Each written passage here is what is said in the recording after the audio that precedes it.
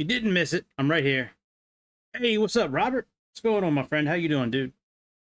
So welcome everybody to a special Monday night. A very special Monday night. Yep. Monday night. What the hell is the date today? July. Oh my god, it's July 1st already. The rent's due. Oh my god, I gotta pay the rent. Year of our Lord 2024. Thank you for tuning in tonight. Before I start, let me just grift for a second. If you're on Kick, welcome. Please follow us. If you're on YouTube, welcome again. We got subscriptions, comments, like buttons, notifications, super chat, super thanks, memberships. We got it all. Just click on one thing before you leave tonight. That's it. All right. So, Mr. Captain Chicago sent me a landing challenge to do at the Kai-Tak Airport. I've never flown this approach before, but I remember seeing plenty of videos on this approach, and this thing is a ball buster. Let me tell you. So we're gonna do a full flight from somewhere in Japan. I can't pronounce it. I'll show you in a few minutes. And then we're gonna, and I recreated the landing. I looked up on Google, like what the charts were. So I have the chart here. Some of the waypoints don't exist anymore, but I was able to kind of recreate it. I'll show you here in a moment. But he also sent me a video link on Discord a few minutes ago. We're gonna watch it first. It's like a 10-minute video. It's 3 tips to improve your landings, and he sent me like a laughing emoji. So I'm pretty. This is probably going to be kind of funny. So let's check this out, and then we'll get into the video.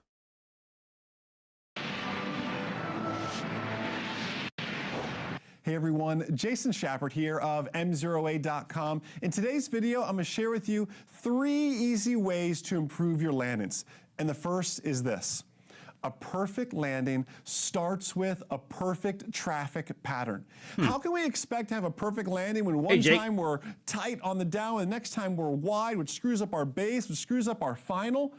A perfect landing starts with a perfect traffic pattern. But to understand that, you need to see a downwind that's a little bit too close and a downwind that's a little bit too far. We can do that, Robert. So a perfect landing starts with a Maybe we'll do that tomorrow pattern. night. Look what a wide pattern looks like. Can you see the runway kind of way out there? If you're looking from your seat, can you see how it kind of moves up the window? We're flying what I call like a bomber pattern, right? I want to always put myself, how do I know if I'm too wide in a pattern? I want to always put myself in a position. Yeah. If I lost my Hang engine, on. can I still So, make that runway out there? And the answer right let me now, pause. So I started watching it like right before I went on, and I was like, oh, I gotta watch this. So yeah, I put it on. It's kind of funny. Yeah, so a perfect pattern, and airspeed is king. Just remember that, Captain Chicago, when you're flying your next flight. Just remember that just remember speed is king. All right, let's finish this video up so we can crash and burn at Kai-Tak tonight.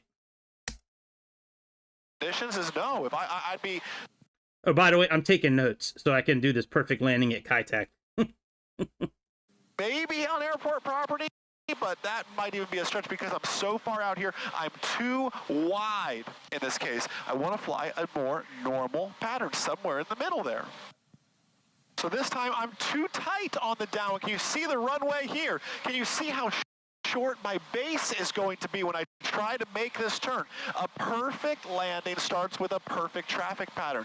How can I expect it to be good when I'm all over the place like this? I'm not even going to have a base in this case when you're looking down here with this. I might as well just bring the power back and make it a short approach for as close as I am to this. In a high-wing airplane, where do you want that runway on the downwind? I've never heard anybody complain about it being too tight before. That's a new thing, I guess. That wing? That's what you have to work on and burn that sight picture of a perfect pattern and the distance on downwind into your mind.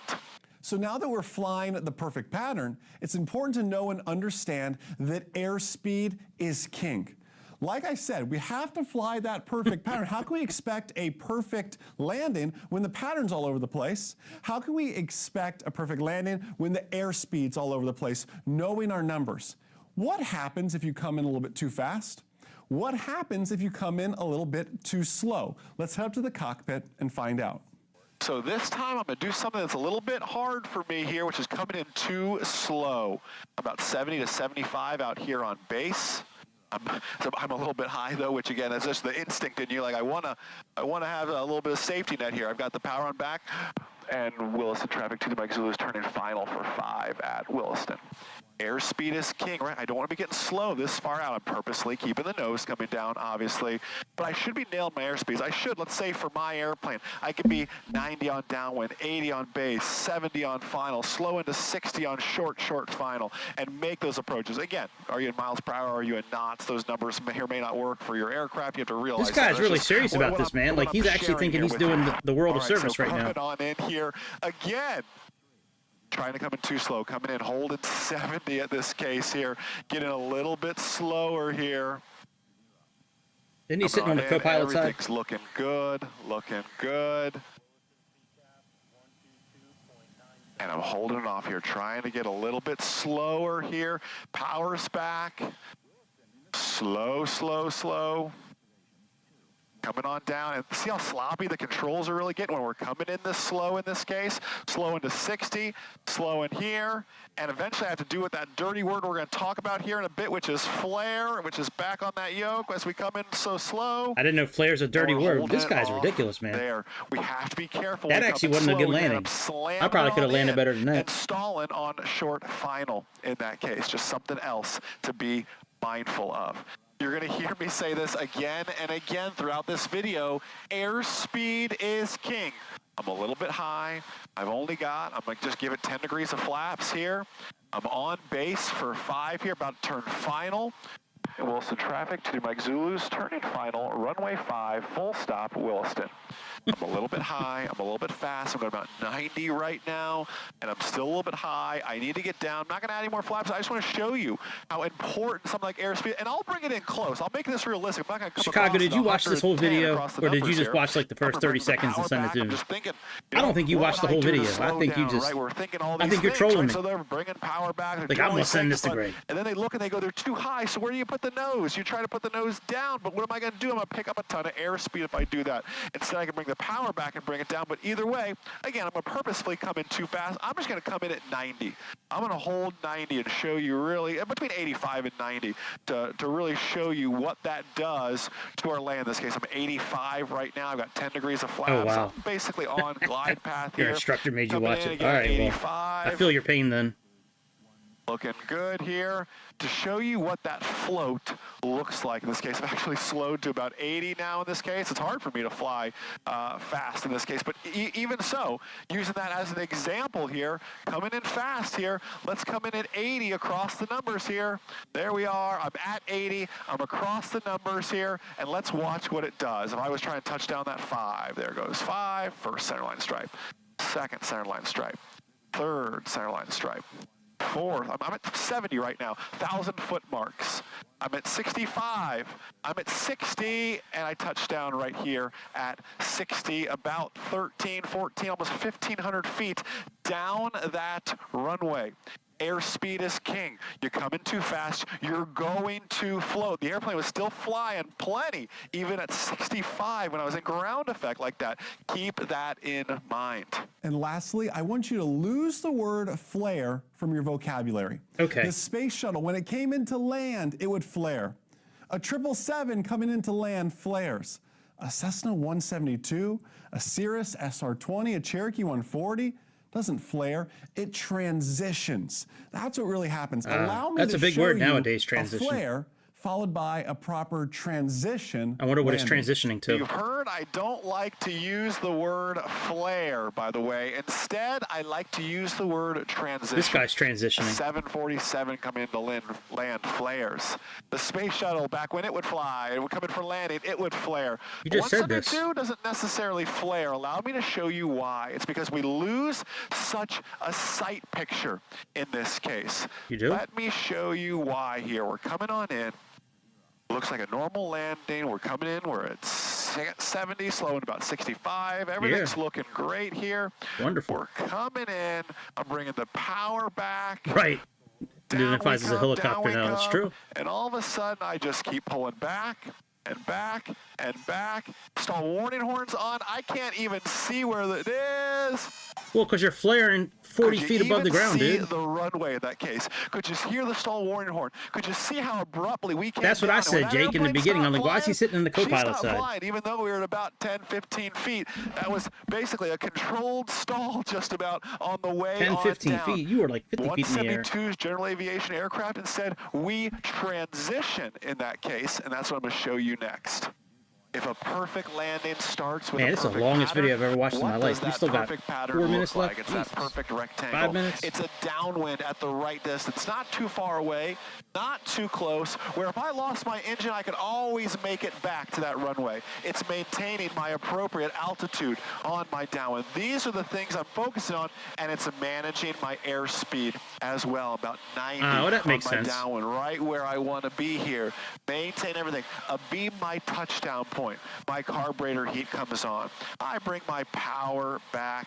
I'm within 110, so I give it my first notch of flaps. Flaps have a tendency to make the nose come up, so I'm using poor man's autopilot, a little bit of trim here to go ahead and get that airplane on down, bring a little bit more power back to make sure I actually started descent down here in this case, and flying this out again to my 45-degree point in this case. I can still descend and maintain 90 in this case. It's all about pitch and power management in this case. I'm just about ready to turn my base. I'm going to go ahead and do that. Williston traffic, 23 Mike Zulu's turning left base, runway 5, full stop, Williston. Making sure I'm keeping the nose coming down the turn. Just because I brought power back there doesn't mean I can't touch it ever again. I'm still bringing a little bit of power back here as I'm coming on in. I'm actually speechless at this video. I can't believe you were forced to watch this. And coming out, wings level in this case.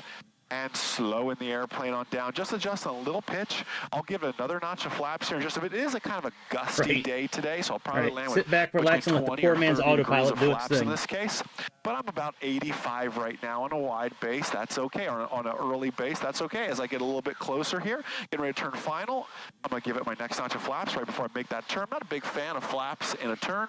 Verify that final is clear. I've slowed the airplane now down to 80 here. And I'm going to go ahead and turn final. Wilson traffic, 23 Mike Zulu's turning final, runway 5, full stop, Williston.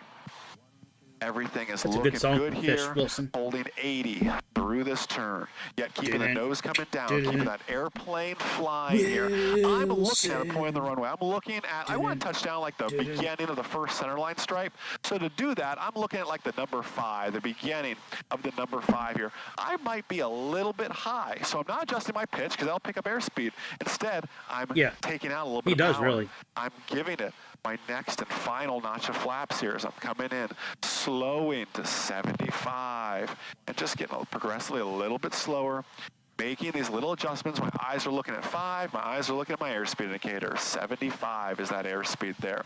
Get blown around a little bit, but nothing we can't handle here. 75 still my airspeed, but slowing towards 70 now as we now cross these trees and come onto airport property, slowing down. Everything still looking great. My eyes are looking at that number 5 here. I'm at 70. That's right. Now, as I'm coming on in here, he's probably a Decepticon, being that he's an airplane. But yeah, that'd be a good name for him, Yapatron. Put it on your right shoulder in this case. I'm down to about Can't wait to see Optimus Prime tear him apart. Across, almost runway threshold. Power smoothly back to idle because that runway is made here in this case. 60 coming across that threshold here. Holding it back, transitioning, taking my eyes down that runway, holding it off. There's the stall warning horn right before we touch down. A nice smooth full stall. You notice how they didn't show his wheels touching this time because he probably made such a shitty landing that they didn't want to. They edited that part out. Your landings. You have those. They did transition. They transitioned from the air Enjoy the rest of to your the day, runway. and most importantly, remember, the good pilot is always learning. Have a great day, guys. We'll see ya. As my Wow.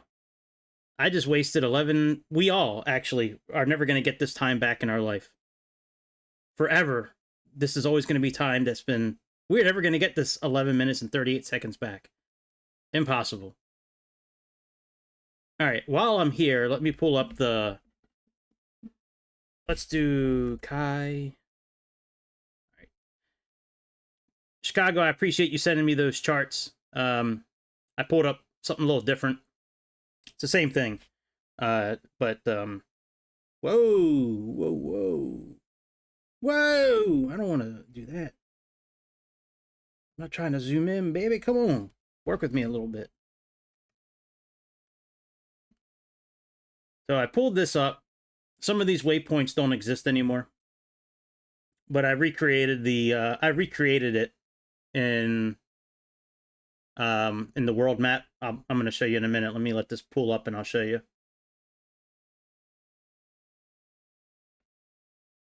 Yeah, man. Come on, computer. You can do it. You can do it.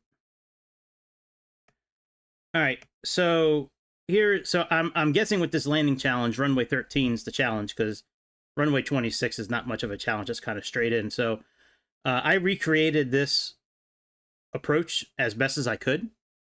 Some of the waypoints are still the same. There's still this NDB, CH is still there, SL is still there, and RW is still there. This one is not here. It didn't show in Navigraph, and it didn't show in Microsoft. So I'm using a waypoint that's like almost identical to it. But yeah, so this is what we're going to be flying in tonight. Coming in, going around, and bouncing off the mountains, and then hopefully we'll get a good bank shot right into the landing. So that's the plan. Let's go ahead and let's get our capture card going. All right, let me get rid of the desktop audio. Let's get the sound card audio. And let's mute that. All right, hopefully there's still sound here. I don't see any sound showing up in OBS yet, but that doesn't necessarily mean anything. All right, so why can't I...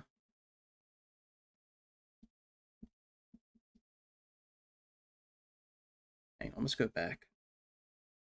Oh, that's why I couldn't... Oh, hang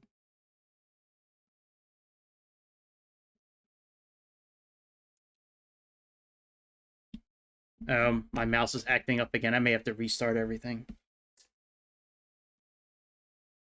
Yep. It's been sitting for so long that it's just not... Oh, maybe is it plugged in? Hang on, I'm having a boomer moment. Hang on. Hang on a second. I'm not a boomer, but I feel like I'm having a boomer moment. Yeah, this shit isn't working. Let me restart the simulator.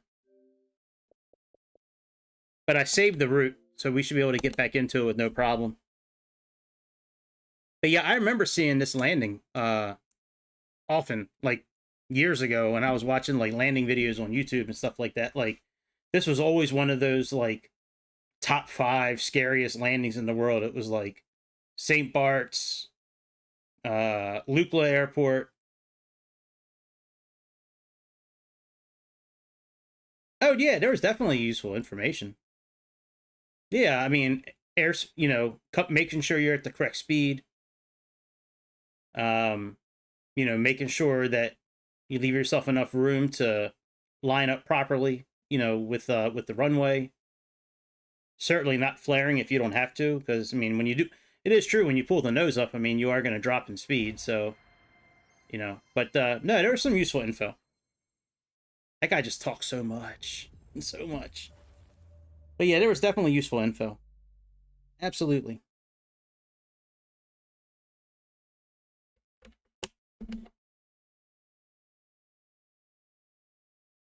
I downloaded a new livery pack just for this flight, so I had the correct livery. So actually, I'm going to show you guys this livery pack before we jump in. It was like $3. It's from 2Pilot. 2Pilot makes really good stuff. Liveries, at least. And there's a lot of really good liveries in here. JetBlue, United, American, CityLink, Air China, British Airways, ETA. There's a Southwest in there too, which I don't know why Southwest would be in there, because I don't know. I don't think Southwest flies any Airbuses. I could have sworn they're all 737s. I've never seen a Airbus, a Southwest Airbus before, but I could be wrong.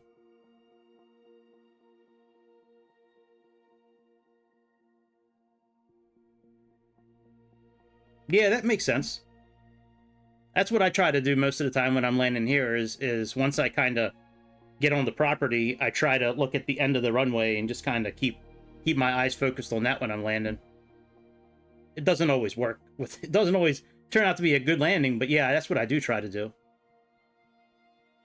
You know, I fly so many different airplanes, I should probably make a chart that I can look at and with all the V speeds for all the different airplanes that I fly, because most of the time I have no idea what the landing speed is unless there's an indicator in the airplane.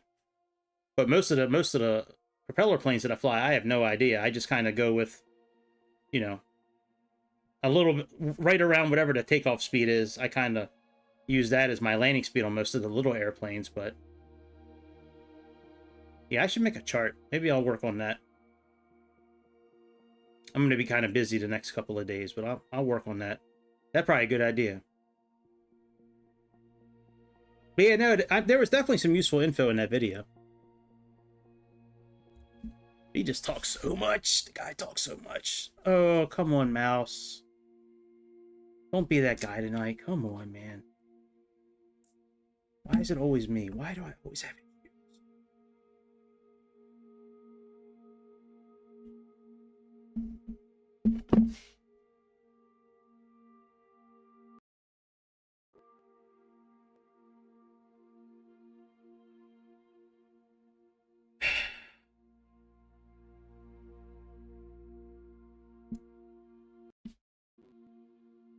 Come on, Mouse.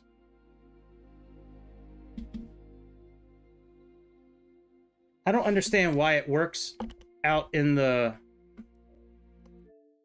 Why it works out here, but it doesn't work in the game. That's so stupid.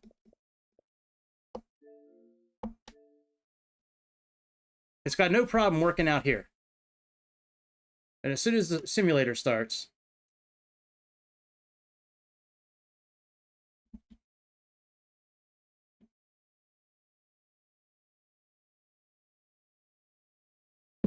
Oh, man. Yeah, you would be good at it, dude. You know a lot about airplanes.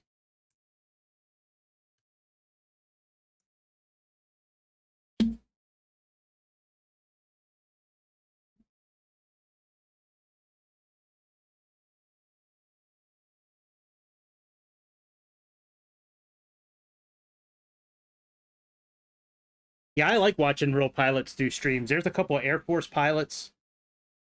It is pretty fun, actually. You just got to be, I mean, besides the flying part and the tech part, you got to, most of the time, know how to have, you know, I mean, you have to talk, which sometimes for me is not easy, but yeah, I mean, if you're a good talker, yeah, man, you'd be all right.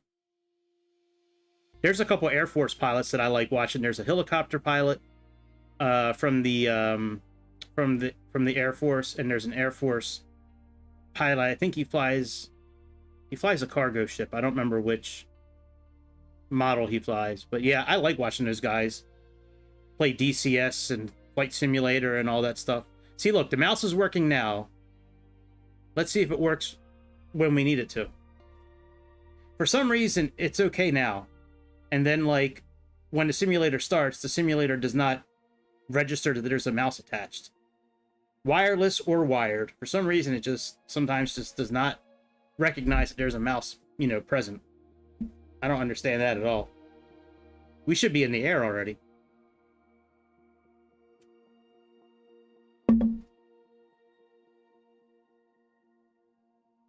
Yeah, flight simulators. I like watching. There's a train engineer from Australia that does the train simulators. I like watching him do it, even though that's not as it's not as technical as this simulator, but still fun.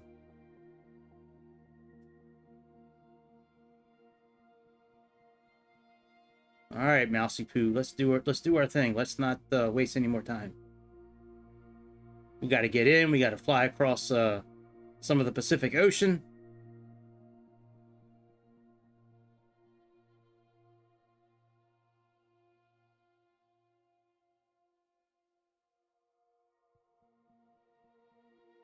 Yeah, I do that sometimes, where I have to unplug the keyboard and then plug it back in. I have I have an adapter that I use. All right, it's working now. I have I bought a UBS adapter. Yeah, I try that sometimes. Sometimes I'll sit there and move it like as the screen's loading. Sometimes it works, sometimes it doesn't. Seems okay now, but yeah, I bought a UBS adapter. It's got like 4 UBS plugs in it because I have 3 UBS things to plug in. I have the wire for the flight stick, the keyboard, and then the mouse. And there's only 2 inputs on the Xbox.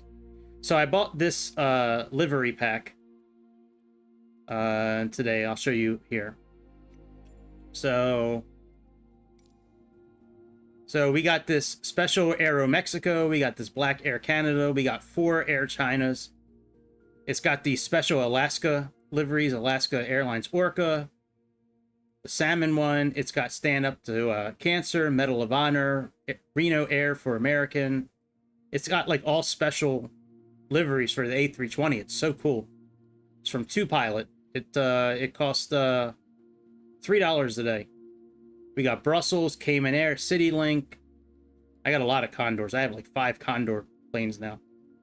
A couple for Delta, JetBlue, ETA, Jet2, KLM, LATAM, Lufthansa, Southwest, which I have no idea why Southwest is in here.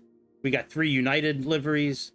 Blue Tulip, the future is SAF, which I thought that stands for South Africa, but I don't know what SAF stands for. And California. So, and then these are the other liveries that I had before. So yeah, it's pretty cool. Pretty good livery pack for $3. And 2Pilot makes some good stuff. So, all right, let's do more. Let's do load. Let me load this route.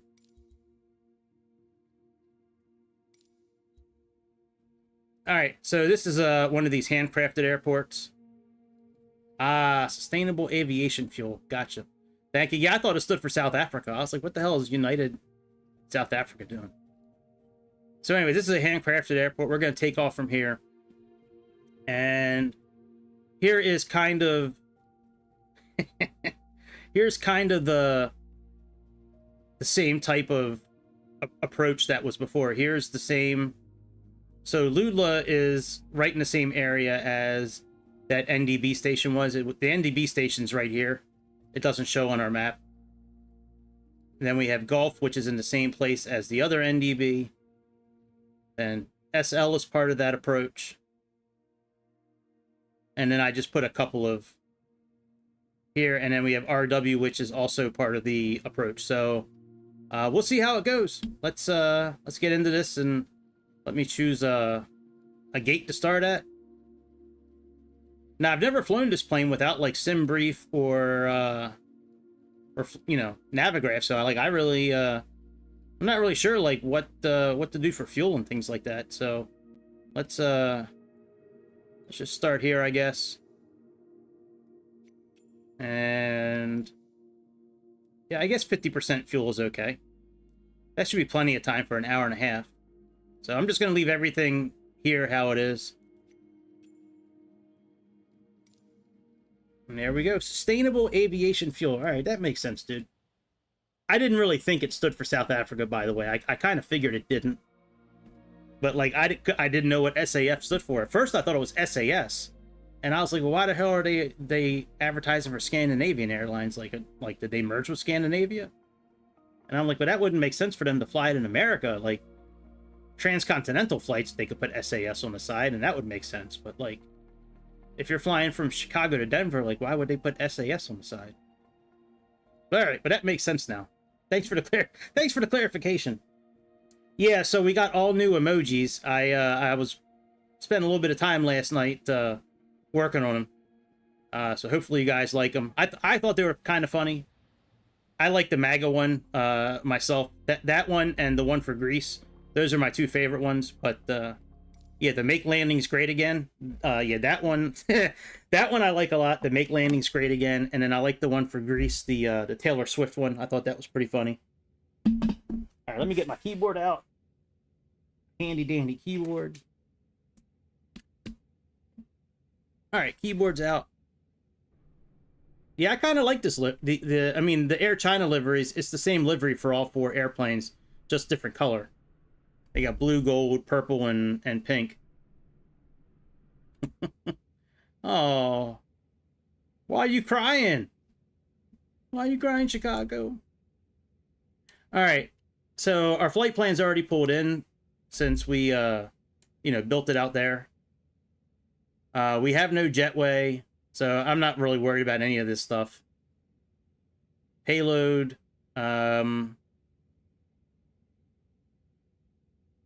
Yeah, I don't really know what to put. Let's do this. And cargo will do this.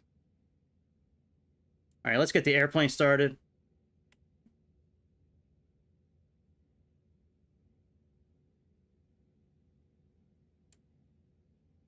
But yeah, SAS is still an airline. That's Scandinavian.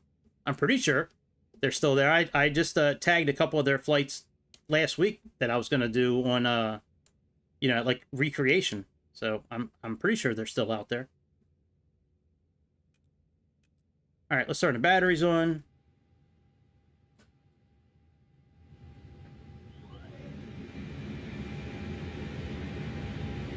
Let's turn the air supply on. Let's put our nav lights on.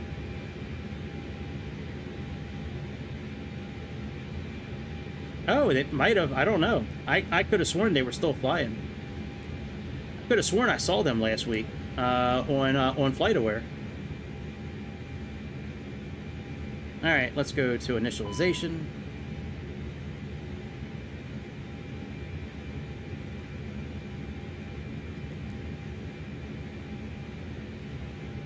No. You mean I can't pull it in from the other system? I have to type it all in. That sucks.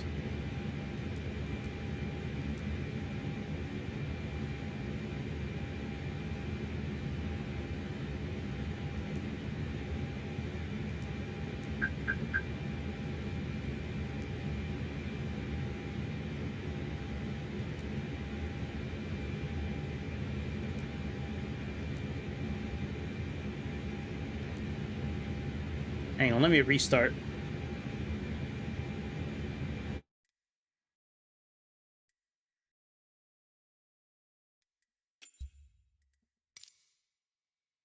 Here we are. If you type King in right now in the chat, you're gonna have the emoji for Restart King.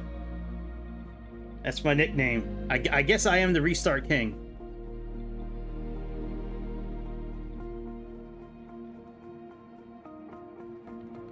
That makes sense, that they were retiring one of their planes. All right, so I got to type all this in manually. That sucks. I mean, it doesn't really suck, I guess. But it does suck. All right, give me a second.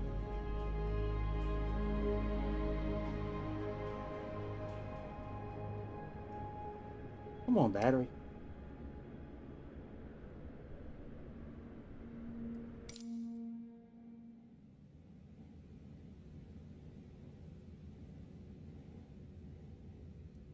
There we go. No, just type in King. If you're trying to get the restart thing, it's just King. All right.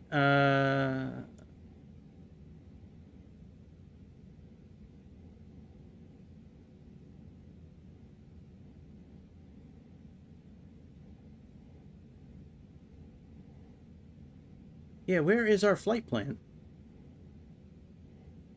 I wonder if I have to write it down from outside. I mean, it's got our 2 airports, but it doesn't have a way to bring in...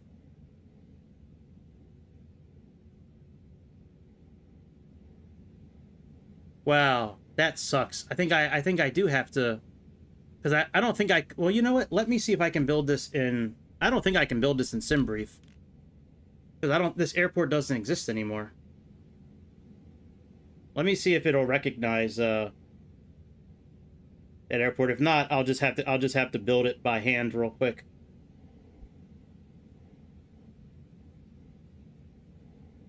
Wonder if I can load. Let me see if I can load the flight plan from here.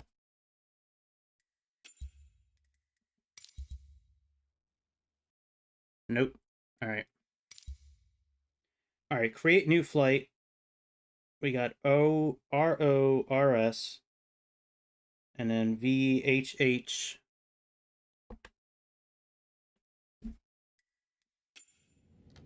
VHHX. And we got A20N. This sucks, man.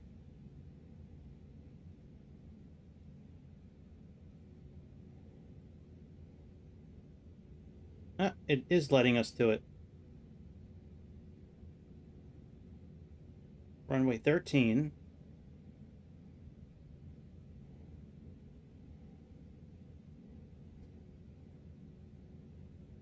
All right, let's try this. Let me generate this, and we'll send it in, and we'll see what the flight looks like. All right, building it. All right, let's do sim brief. There we go. We got our flight plan now. All right, let's, I guess we'll give this a try. All right, we'll do sim brief. All right, I'll worry about Navigraph later. All right, let's turn the airplane on. That is really stupid that you can build the route from out in the main part of the game, but you can't, like, it won't pull it into the system. Like, that is so stupid.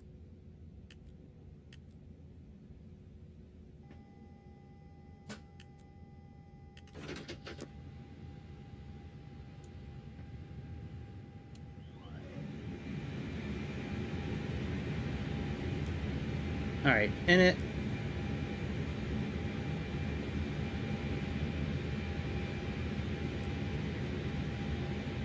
All right, nav's on.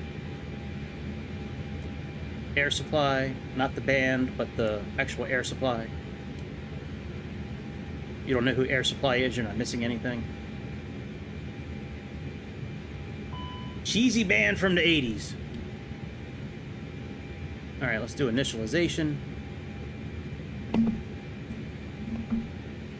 Well, I apologize. If I knew that I could build this route on SimBrief, I would have done that beforehand. All right, let's request our flight plan.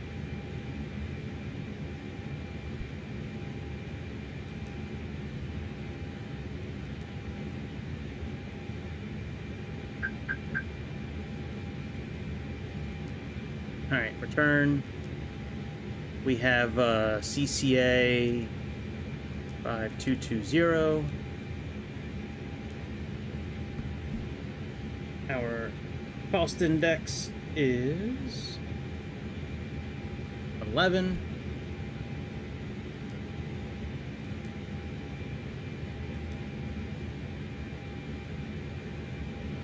Let's apply our load.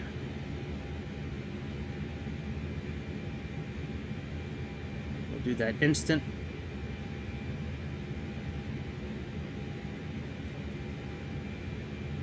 All right, let's talk to the ATC and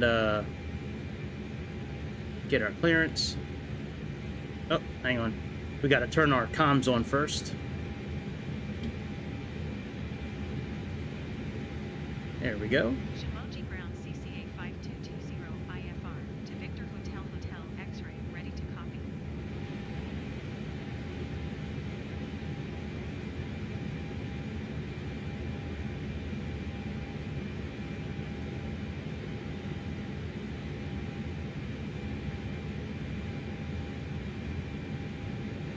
CCA 5220, clear to Victor Hotel X-ray, airport is filed.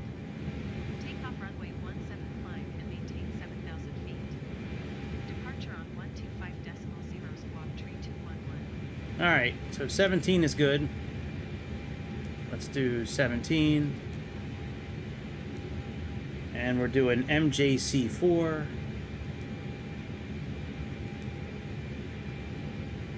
Shimoji Ground CCA 5220, ready to taxi IFR. And VHHX. Arrival.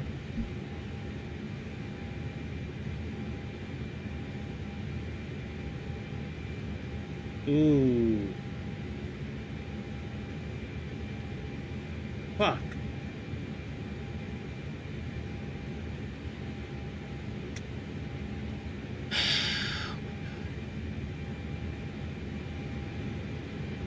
I might have to go back out to the front again and write down those waypoints. Because it's not letting us put in the, Let's look at the flight plan. I don't think it's going to allow us to do it. We may have to go back out.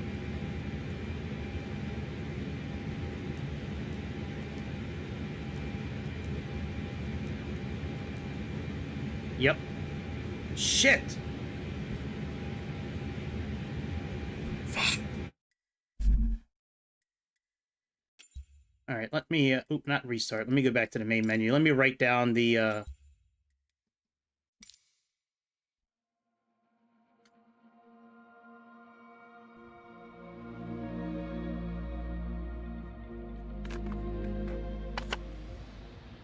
Alright, got my clipboard. That sucks, man. Boy, when you're trying to fly to an airport that doesn't exist anymore, they sure do make things difficult. I thought flying to an airport that didn't exist anymore would be easy. Alright, let's load.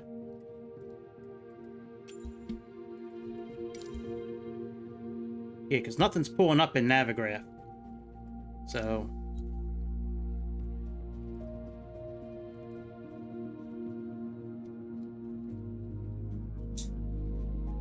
Alright, so we got runway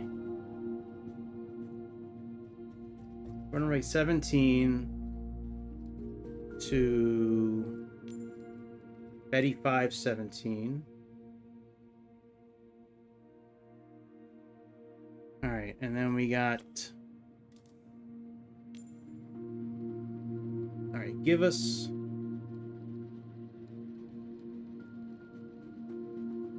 Folded... Lapug... Demon... Oodla... Golf... SL... HKO M1... HK... M1... RW... and then runway 13 for VHHX. And this is RORS. Alright. Yeah, we're just gonna do this. And I'm not gonna use SimBrief. I'm just gonna type everything in. It's only gonna take a couple of minutes to type it in. Man, you know, this is the first time I've ever tried to fly to an airport that doesn't exist. They make it kind of difficult. Especially in this plane. Wow. My bad, guys. I had no idea. I did not do my homework. I'm sorry, guys. Alright,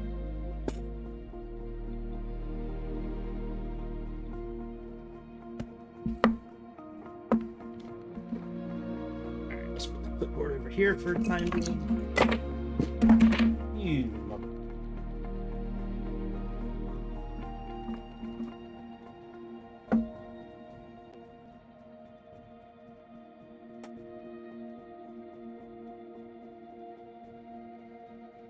All right.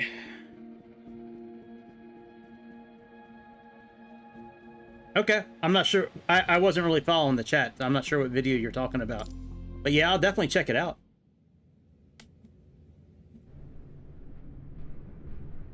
Well, that's a little better for this area. Earlier, when I was taking my thumbnail picture, they had Frontier parked in front of us. Frontier Air in Japan.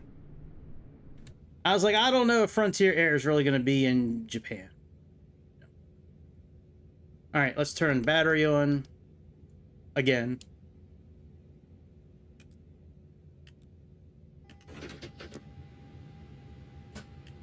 Put this air supply on. Let's put our nav lights on again. Feels like deja vu.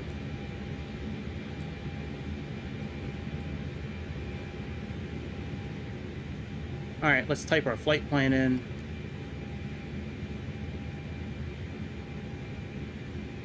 All right, so we have RORS. Man, it would be so dope if I could use the keyboard for this part instead of using a mouse. VHHX.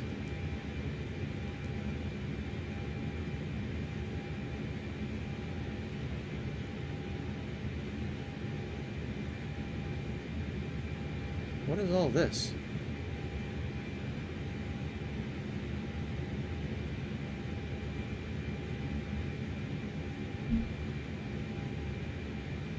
You know, and I'm gonna have to play with this one day and see what this is all about. This looks like a flight plan, but that's not the flight plan that I have. All right, we got CCA, which is Air China. We got Ray Lewis, and then we have Ed Reed. There we go. We're gonna do cost index is 11. We'll do, let me see what SimBrief had as our cruising altitude. Hang on a second. At least we can get that much from them. They had us at, wow, 38,000 feet. All right. I don't know if I want to go to 38,000 feet. Let's just do like, let's just do 15,000 feet today. Let's fly closer to the ground. All right, all that's done. All right, let's, so from here, we got runway 17.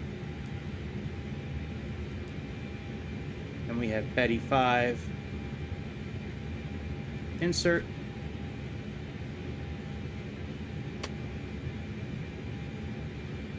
All right, from Betty, we got give us. Put that in.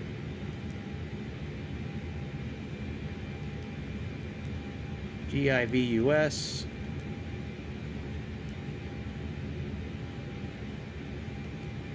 Then we have olded. OLD I did.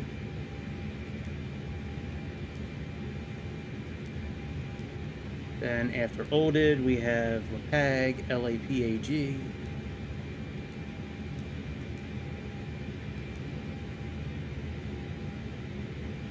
Really? Well, if you don't want to accept it, that's okay. I'll just type the next one in. Alright, fine with me. Less to type. BEBEM.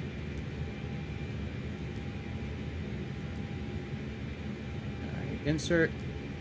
Then we got Ludla, LUD.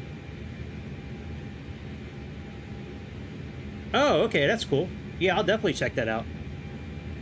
Maybe we'll start tomorrow night's episode with watching one of your landings.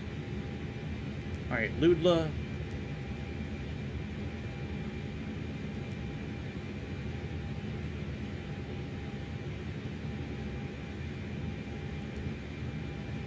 Alright, let's do Ludla,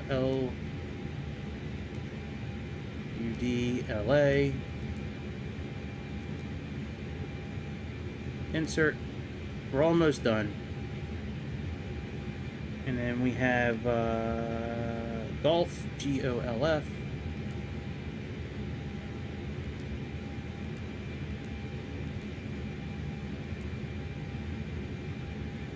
Shit. It's got to be this one that's 638 miles away. It's got to be the first one.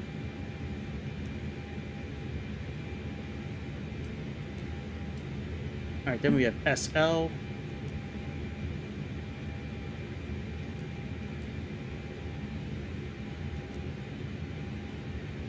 Insert. Then we have HKO. HKO M1.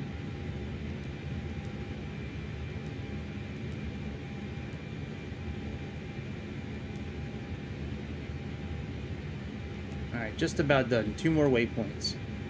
HKMM1, so Hong Kong MM1. And then we have RW, and then that's it. So let's do this. Let's do RW.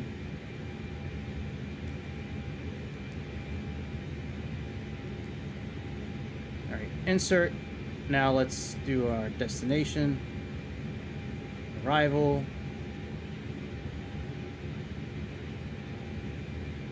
All right, so we have nothing to plug in, no runways or anything.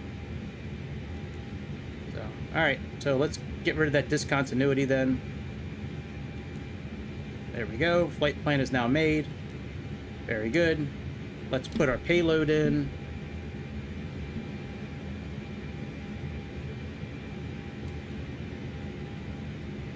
All right, let's do that. Let's do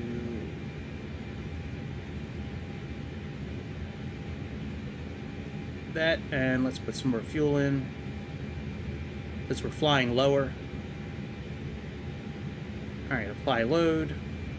Instant.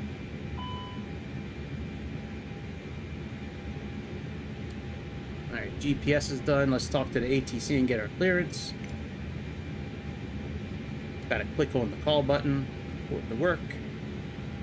Shimaji Ground CCA 5220, ready to copy IFR clearance to Victor Hotel Hotel X-ray.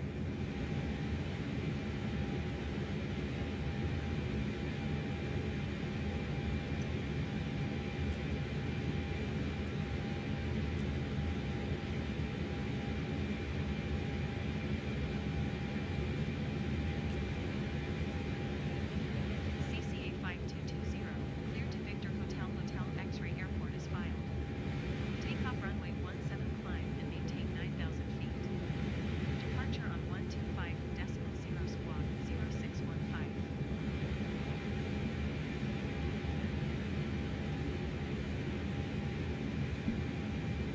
All right, let's go to takeoff. We got runway 17. Sync. What's our weight? Our weight is 76.3.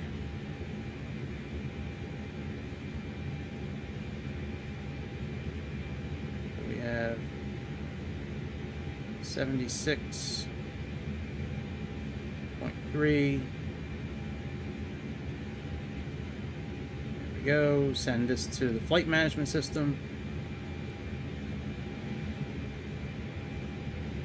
Let's come down here to performance.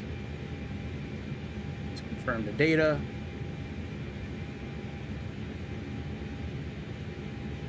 All right, what's our, so we have flaps 1 and we have 0.0 up. That is surprising. All right, let's put that in. So we have 1/0.0 up.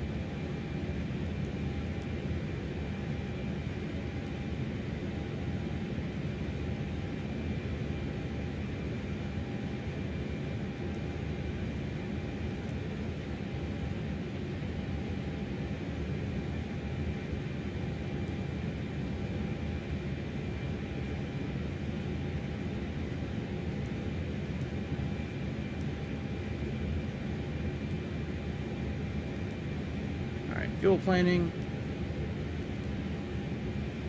Alright, that's all done. That's all done. Alright, we're ready to back up and take off. Let's request taxi. Shimaji Ground CCA 5220, ready to taxi IFR.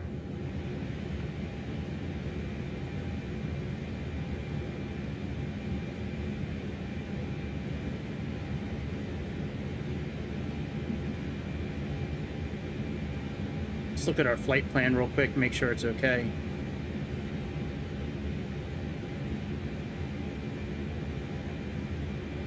Taxi to and hold short runway 17 via taxiway. Papa 2 Papa Tree. Papa 4 Tango 5. CCA 5220. Whoa.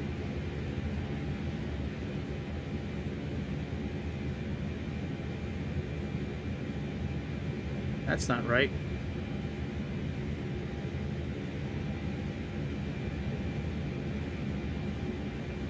All right, let's clear out this. And let's clear out that. And And let's clear out that.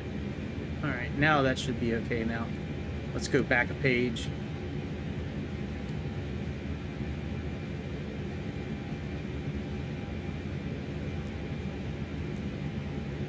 Okay, let's okay, yeah, that looks okay now. All right, let's get out of here. That was weird how they had that whatever. I don't know what I'm trying to say. That was weird how those waypoints showed up like that, but that's not how they are on the map outside. But okay. All right, let's back up.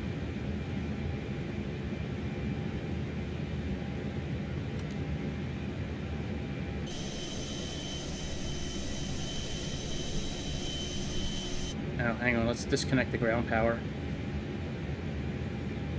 And toggle the chocks. Right, now we can back up.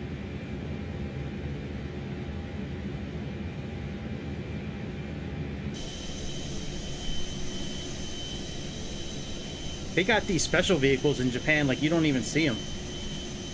You know what I mean? Like the backup vehicles in Japan, like they're so awesome that you don't even, like, you can barely see them. If you look real closely, you can see the cart.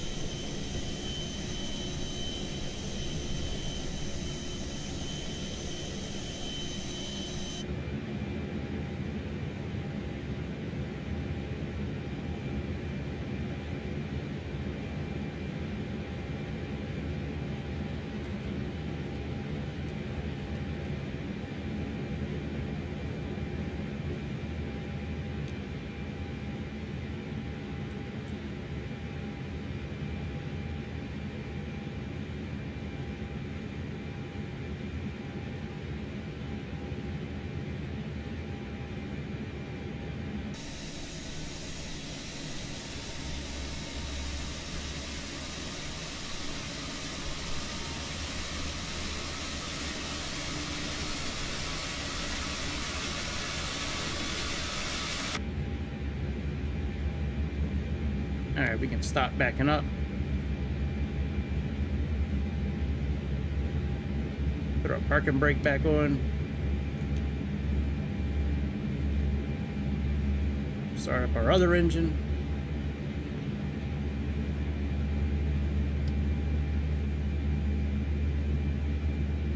Let's turn this on above.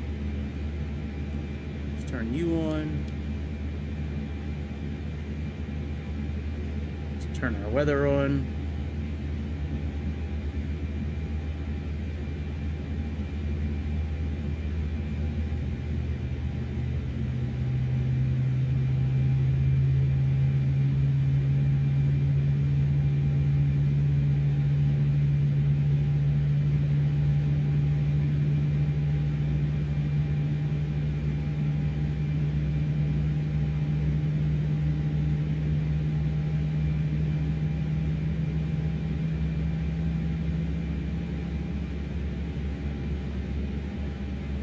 Put this on nav.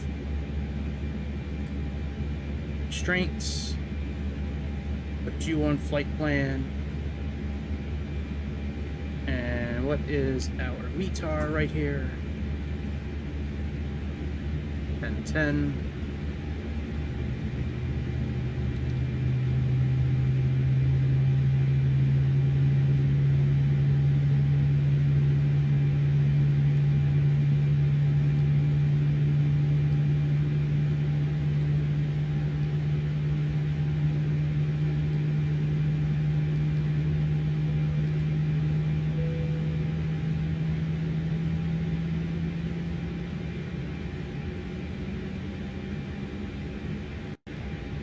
Alright, things are looking good. Finally, we're finally getting ready to get up in the air. You know, we're going through all this just to, like, botch up the landing. I've never landed here. I don't know how it's going to go, but I'm hoping we nail it.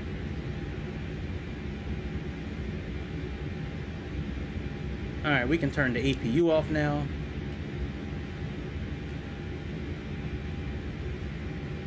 put our flaps down.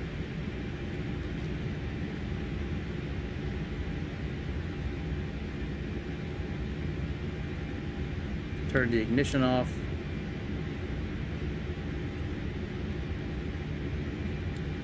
All right, let's roll out to the runway.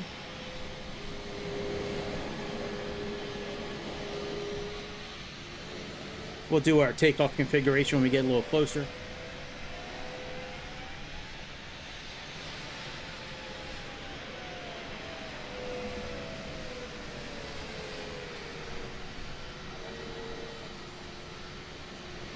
Oh, you know what? Hang on a second. Is there a,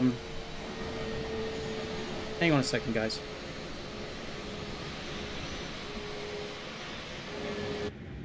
Is there a... Do I need to calibrate my throttle? I think I do.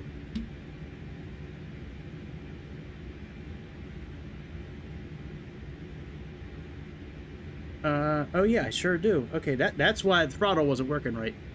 All right, begin calibration. So this is idle. That's climb. That's flex. That's toga.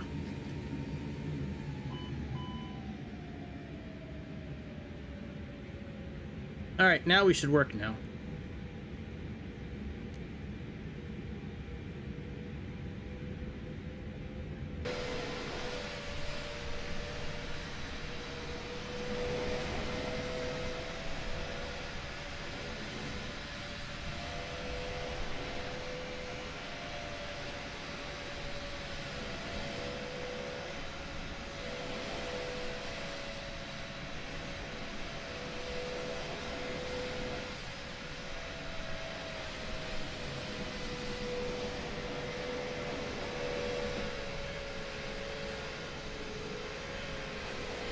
What do you mean you're missing the A320?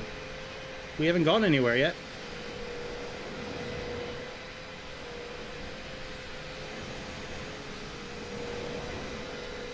I just calibrated the throttle. I forgot about that earlier.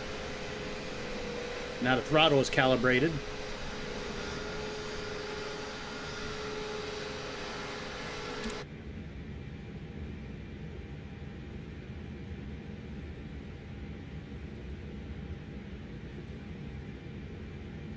Oh. Yeah, I hear you.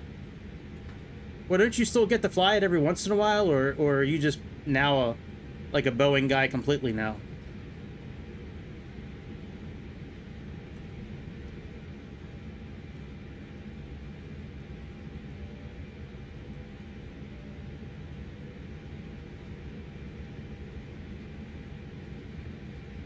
Gotcha.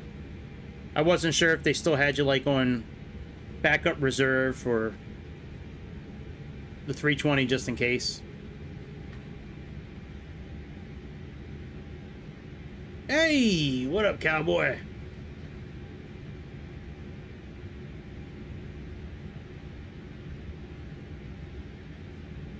Gotcha.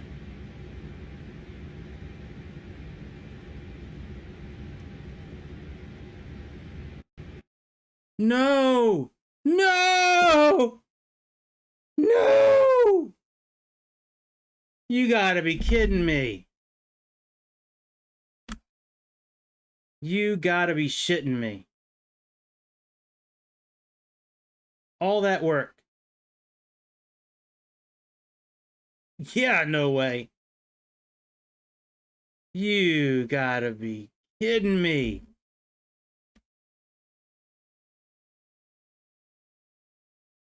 Yeah.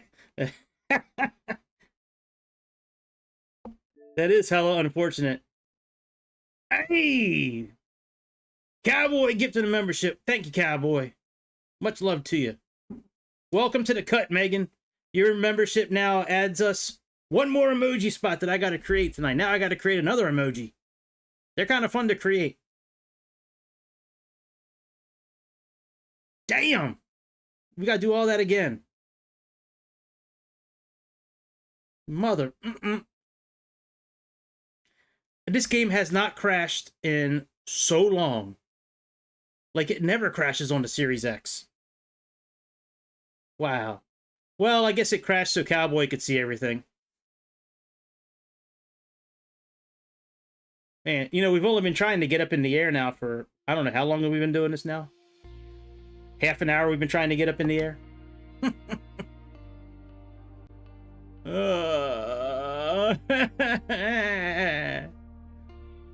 It's not fair. It's not fair, man. I wonder if it's because I have 2 different livery packs downloaded for the same airplane, man. Well, you know, I turned failures on for the 737. Maybe it got confused and it just gave our whole system a failure. All right, we'll do it all again. Damn. Yeah. Microsoft is the Boeing of technology. Shit.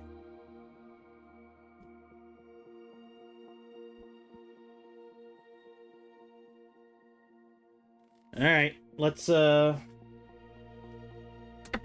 the clipboard out again. Well, at least we have 2 less.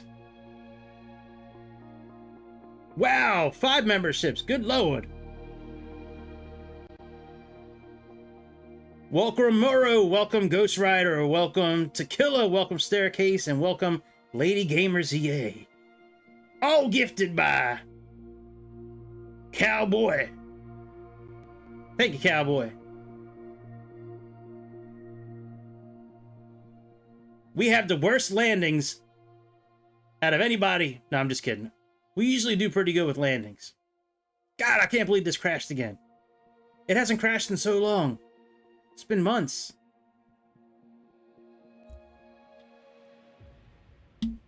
All right, let's yeah,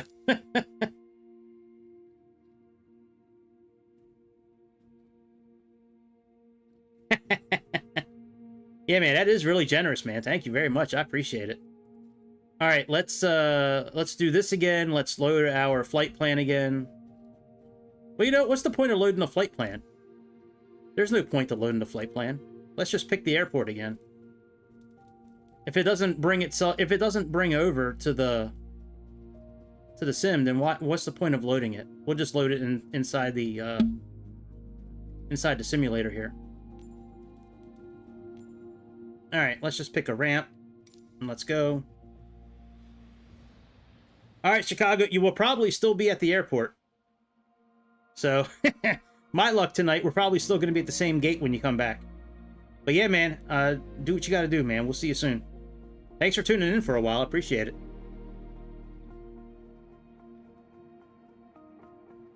All right, let's do this again. So I can't use SimBrief with this flight because this airport does not exist anymore. So SimBrief will calculate it, but it's not doing the route that we need to get to recreate the landing that Chicago wants me to recreate. This whole flight started with Chicago asking me to recreate a landing for Kai-Tak Airport, which does not exist anymore. So let's turn the airplane on. Let's load up our route again.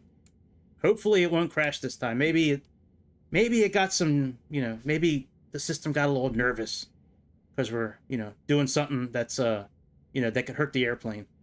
All right, let's turn the batteries on. Let's put the power on. Put our our nav lights on. Put some air. Let's do this.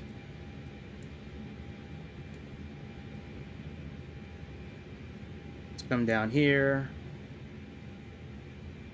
Let's click on initialization. And we're going to type in the flight plan manually. Yeah. We might be using SLU to land this plane tonight. We'll see. I figured if I turn off like the crash mode and all that, we can just bounce right off the mountain and then slide right into the runway. All right, VHHX, which is non-existent, but it still exists in Microsoft, but it does not exist in real life anymore. It's Kai-Tak Airport. We're gonna fly at a a whopping 15,000 feet tonight, because I like looking at the ground when we're flying.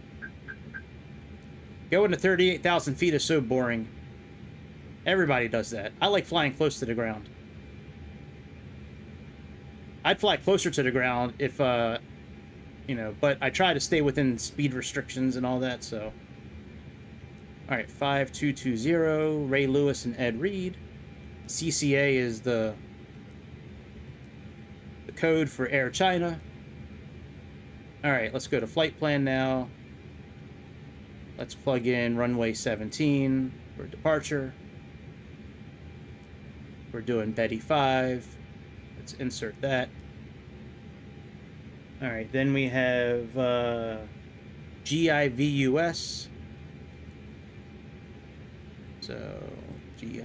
Like I said, I can't use SimBrief, so I got to type in the route manually. All right, give us. Then we have BEBEM. It's only a handful of waypoints, but the approach that I have built, the approach that I built, mirrors what the chart shows from real life when it used to fly. So, all right, BEBEM. Insert. Then we have LUDLA, LUDUA, LU. If this crashes again, we're just going to play Subnautica after this. Like, if this crashes again, we're just playing Subnautica for, you know, an hour or so. All right, LUDLA. Then we have Golf. GOLF.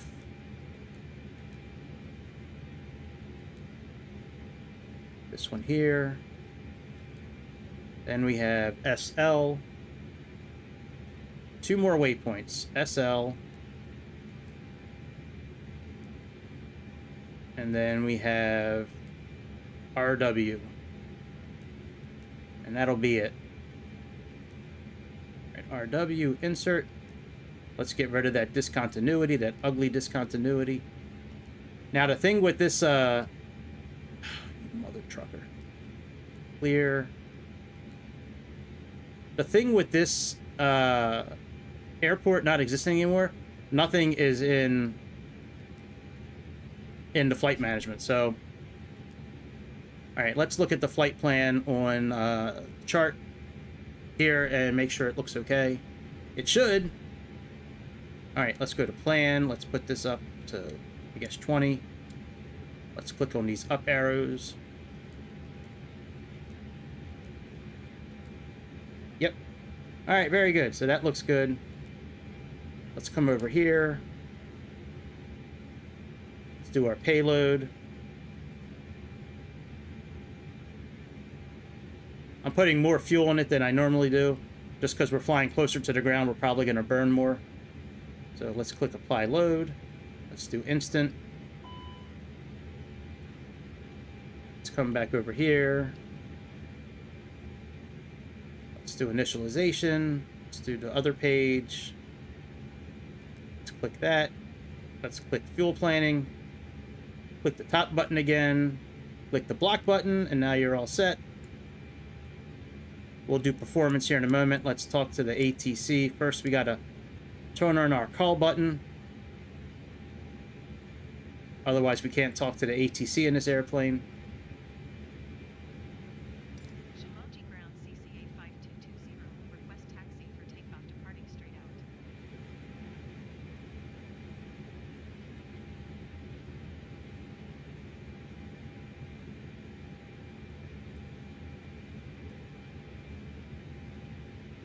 Taxi, hold short runway 17 via taxiway. Hop All right, that's all good. I can put the clipboard away now. CCA 5220.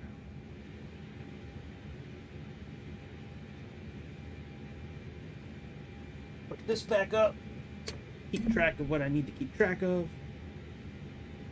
All right, let's turn the APU on.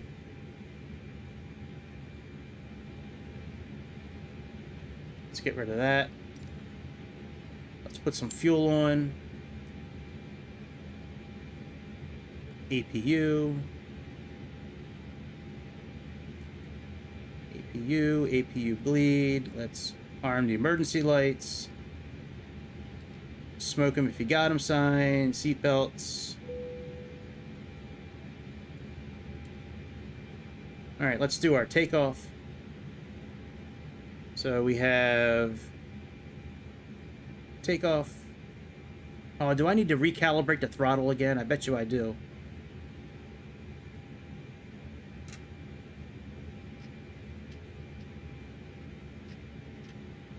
Let me recalibrate just to... All right, begin that's idle. That's climb. That's max. That's toga. So let me do that again. All right, idle. Climb. Managed. And toga. All right, very good. That's done. Now let's go to takeoff, runway 17. Sync. It's 10-11 out right now. What's our payload? 72.4 roughly, so let's put that in. All right, it's already got it in there. Very good. All right, calculate and send to the flight management system.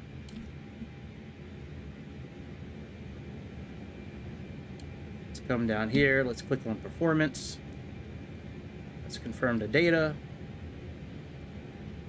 And let's see what our trim is. 0.6 up. So let's plug that in. So we have, and then we can put our, then we can back up. So we have 1 for the flaps, 0.6 up.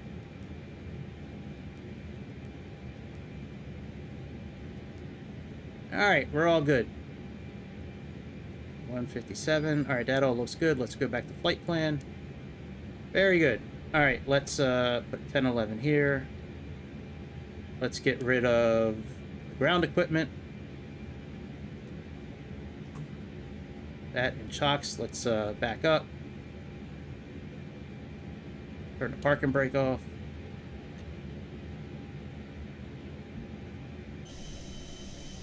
We got our special Air China livery. Living our best life with this Air China livery. All right. Let's click to the right. Yeah, I bought a new livery pack from 2Pilot earlier today, just special for this flight.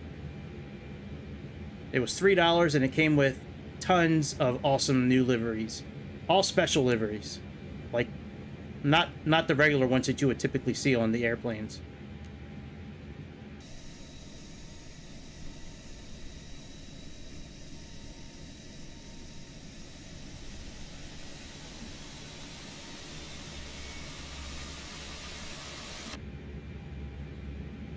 Alright, we can stop backing up now. Let's click stop. Put our parking brake back on. Can lock the cockpit door. Let's turn on the TCAS system. Put this on above. Put that on. Let's turn on our weather system here. We'll do path for us. We'll do all weather for GigaChad.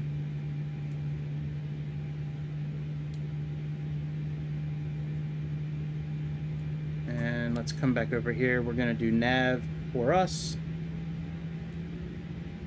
Constraints on. We're going to put Mega Karen on flight plan duty. Did the ATC say what to climb up to?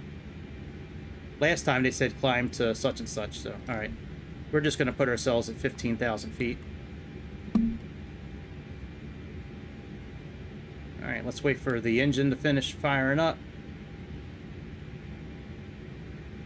Oh, I didn't do the other engine.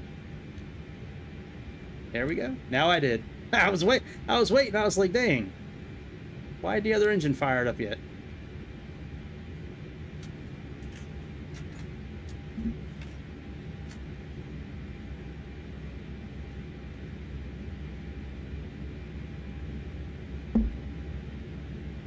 God, I can't believe how much trouble we've had tonight trying to get up in the air. That's crazy.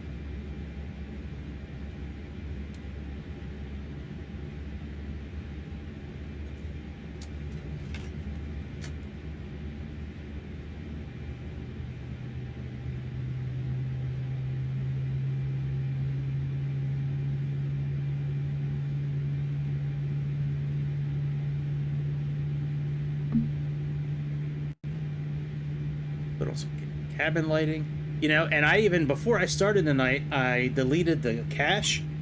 I turned off photogrammetry. Like, I tried to do all the necessary steps to make sure things went smooth. And, well, it's been about as smooth as sandpaper so far.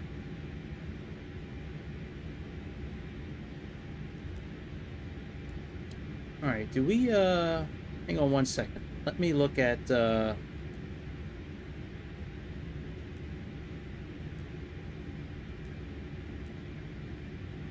right, I don't see a forecast. Sometimes there's a forecast page. Port, performance.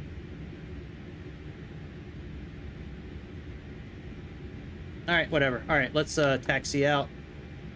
We'll do our taxi checklist when we get closer. Let's turn off APU. Let's put our beacons on, wings, logo, taxi. Put those on auto. Let's turn off the ignition. Let's lower our flaps to 1.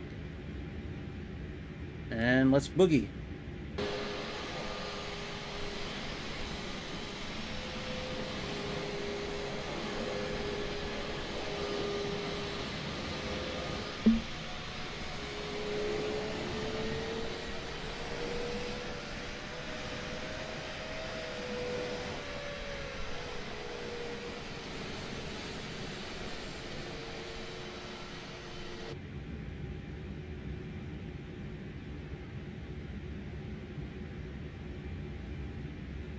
I really would hate to think that it's the livery that's causing the problem, because I've been using 2 pilots liveries for a long time. Never had an issue with them at all.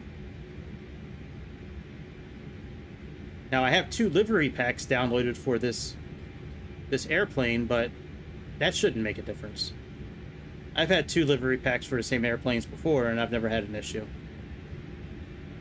All right, let's put on, we got our little takeoff checklist thing here, so let's do max brakes. Let's arm the speed brake.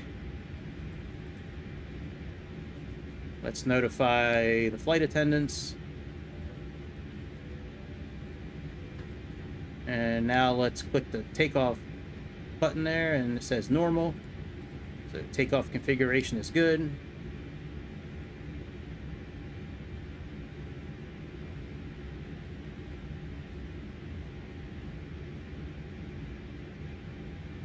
Let's turn the brake fans on.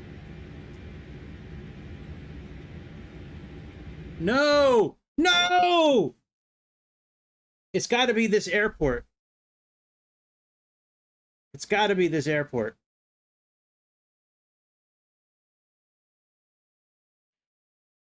Because the exact same thing happened at the exact same time.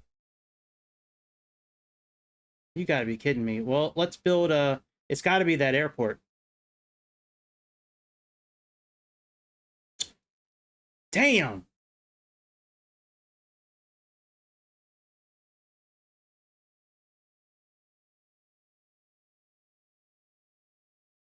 All right, let's try it again. We'll do a different airport this time. It could be the mission. I think it's the airport, because the airport, the exact same thing happened at the exact same part of the airport last time. So it's got to be something wrong with that airport. All right, give me like 30 seconds. I'll be right back.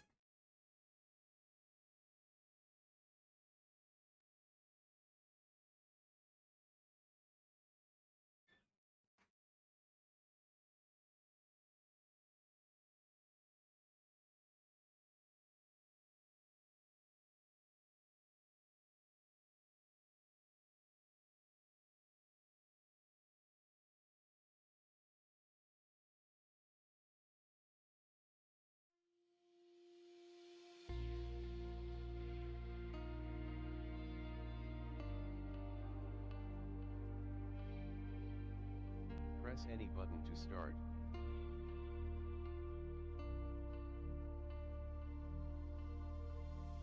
I try to use the handcrafted airports as much as I can. And every once in a while there's a handcrafted airport that just has an issue, and that might be one of them. Shit, that sucks. Oh, man.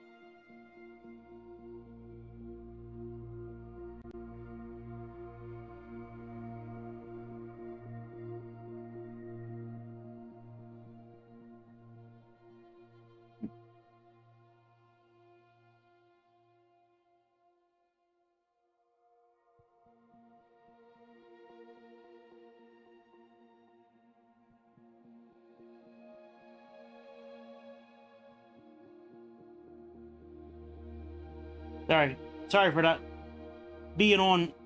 I'm looking at my leg. I must have hit something. My leg was bleeding a little bit. I don't remember hitting my leg on anything, but I must have. Oh well. Alright, let's try this again. Oh yeah, the arrest, yeah. I've had this shirt for about 4 years now. The Arrest Gates and Arrest Fauci shirt. Yeah. Oh, is my mouse not working now? And let me try unplugging it and plugging it back in.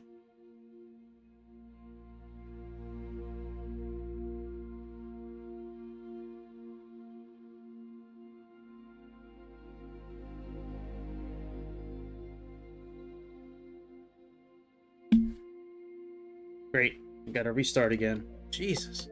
I cannot... Sometimes I just cannot win with, streaming.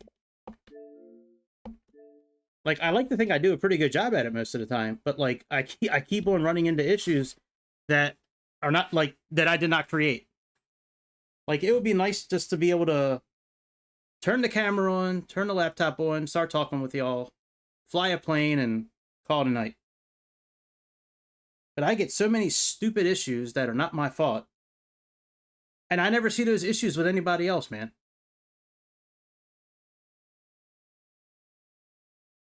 Oh, yeah, I definitely... Wow, I wonder what I hit. I have, like, skin coming off my leg. Not a lot, just a little bit. Like, from when you, like, you know, like when you bang your shin on something, and it creates, like, a little bit of a cut. Wow. Alright, the mouse works here. Yeah, it does happen. That was great how they made that shirt in that movie. He wiped his face on that t-shirt. He's like, it happens. And then that guy made millions off that shirt. That's funny. It's amazing what kind of stuff Forrest got into that changed the course of history.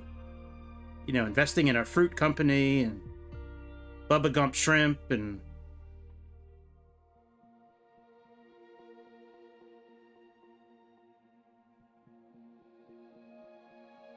That's a good movie. I like that movie. I haven't watched it in a long time, but yeah, that's a good movie.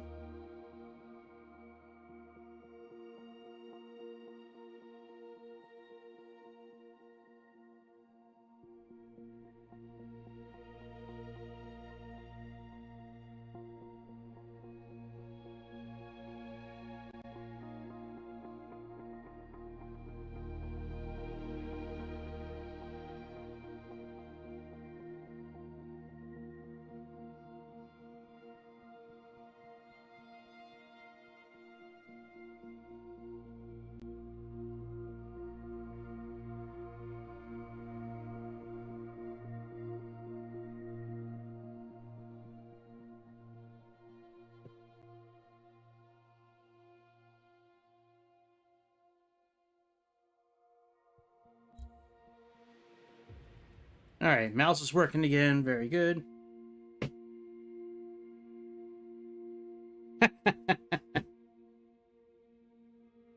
Yeah.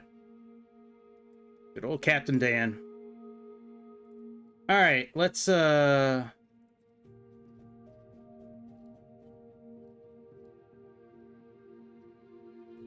take off from somewhere close.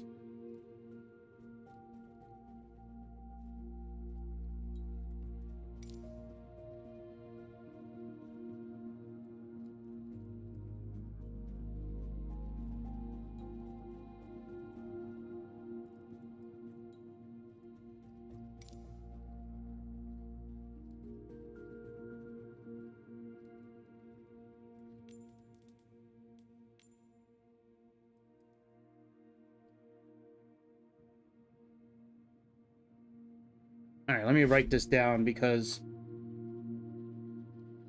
if I build it out here, I can't bring it into the flight system, so which makes no sense.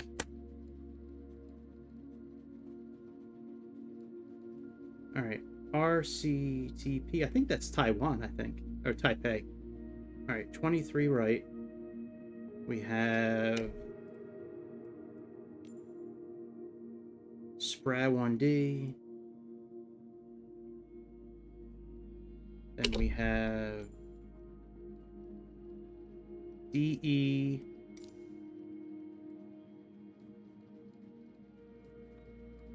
Alright, that looks like that's part of the takeoff.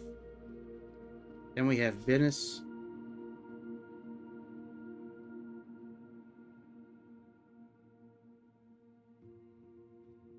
And then ICATA. Let me see where ICATA puts us.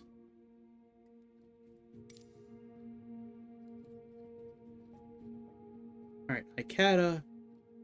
And then we can do our Ludla. Let me see where Ludla is.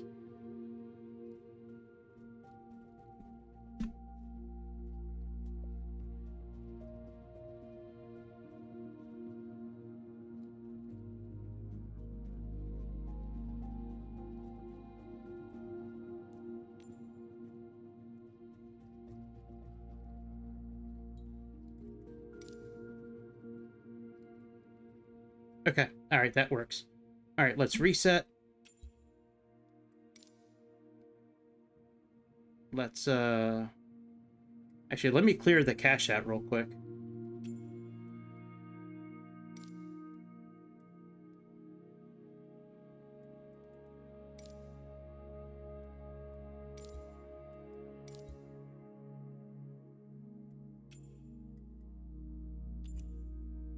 Alright, make sure I have the right stick. It should be 738.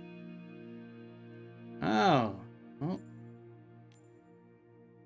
Alright, 738. Let's apply and save. I tried condensing down all the flight sticks. I had like 25 profiles.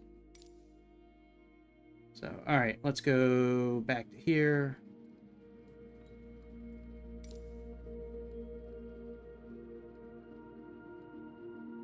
Wow.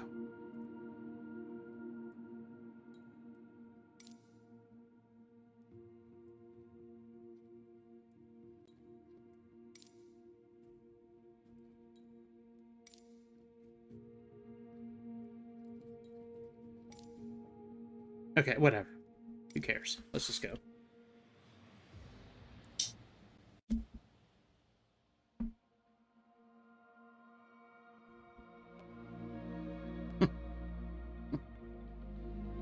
Good old Forrest Gump. Sorry to ruin your Black Panther party.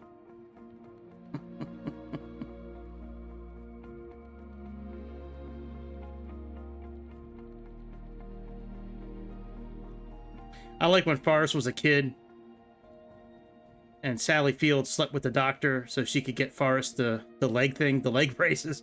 And next time he saw the doctor, he started making those noises. That was what I laughed so hard when I first saw that movie, when I saw that part.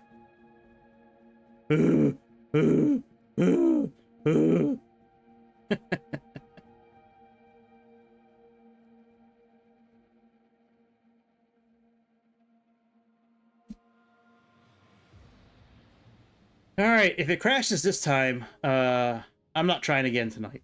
Like, all right, let's turn the airplane on.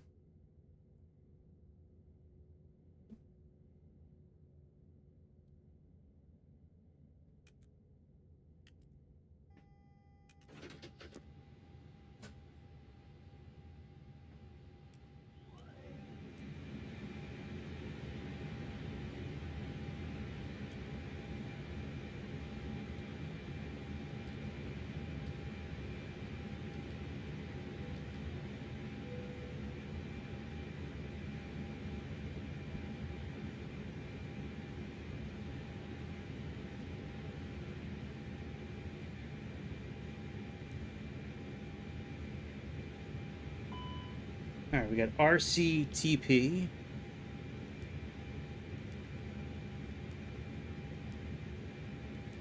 To BHHX.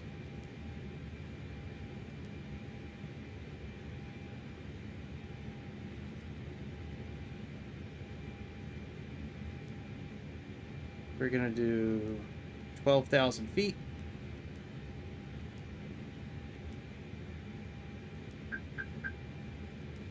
Cost index, we got Air China, Ray Lewis, Ed Reed.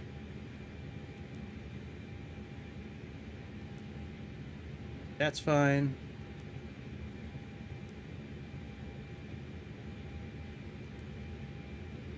Let's make sure we can get 23 right. So 23 right's going to, so I want to say north. Taipei ground CCA 5220 with uniform request taxi for takeoff north departure. It usually works. Usually if you request the opposite direction, they'll give you the runway you want. Like, we're taking off going to the south, but we requested north. Taxi hold short runway 23. So they gave us 23 right. So, Charlie, November 11 all right, departure 23 right. And then we got SPRAD 1D. Insert.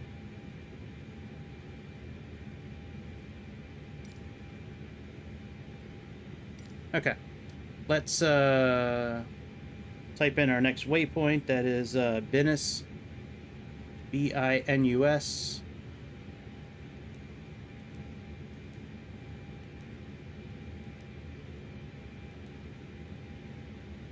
Insert. Then we have IKATA.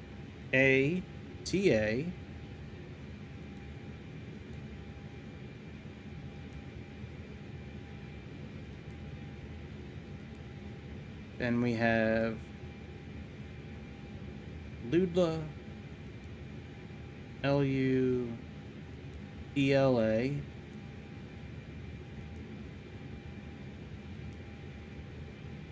Then we have Golf.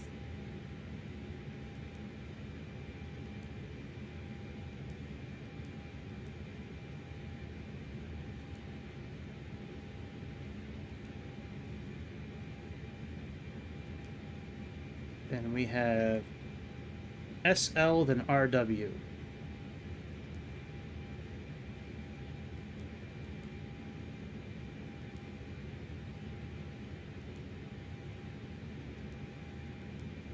All right, now we got RW.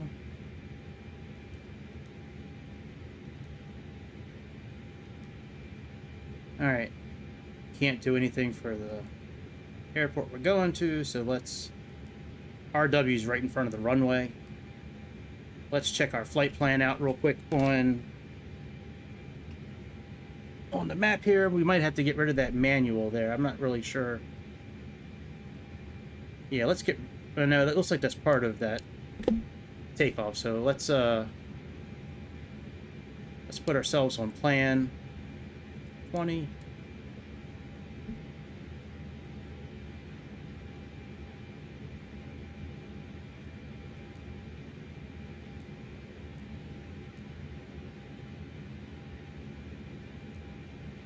Yeah, that manual shouldn't be there.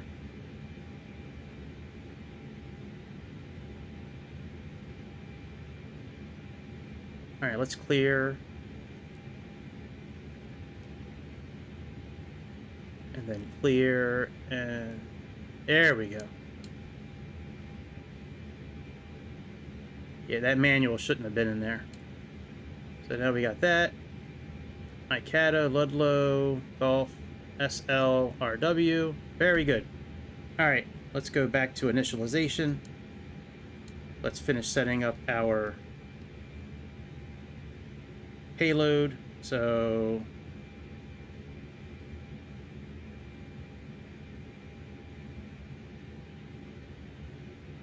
a little bit about half of the fuel. Let's apply the load. Let's do instant. While we're over here, let's sync here. We got 10,008. Yep, 10,008. All right. Let's sync. No, it didn't bring the weight over. All right.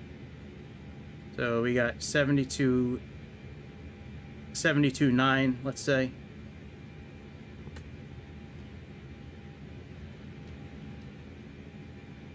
So 72.9. Calculate. Send.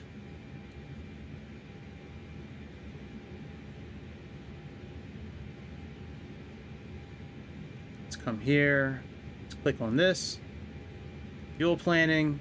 Click the top again. Click the next button. That's all set now. Performance. Confirm the data. Let's see what our trim is. 0.8 up. So let's do that now. So we got 1/0.8 up. Very good. So that's all done now. All right, let's turn the APU on. Let's get out of here. So fuel, APU, start. All right, logo, wing, beacon light.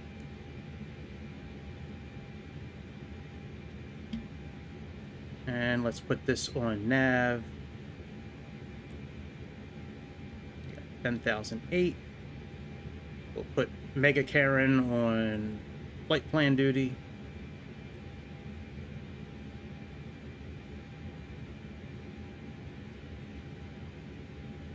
Once the generator kicks on, we'll give it a few seconds, then we can turn off the external and disconnect the external power.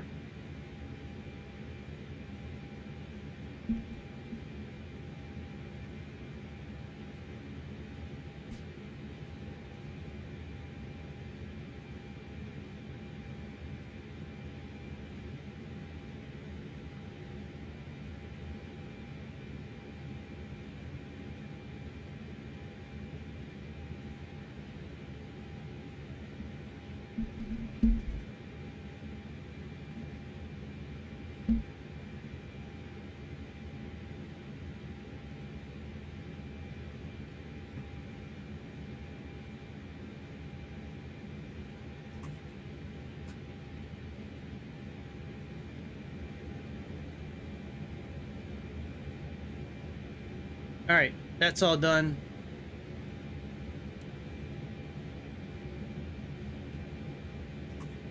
Let's go ahead and disconnect the ground power and the chocks, and we'll get out of here.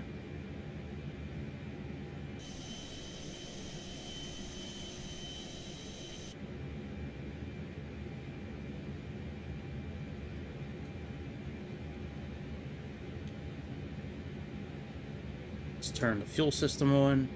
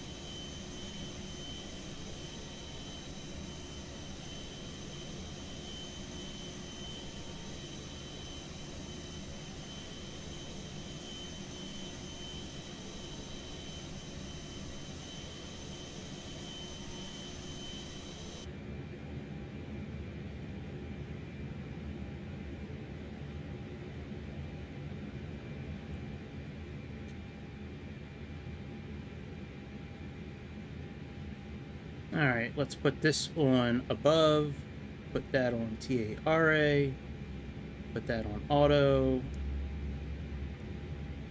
Let's put our weather system on path for me, all for Mega Karen. Let's turn it on.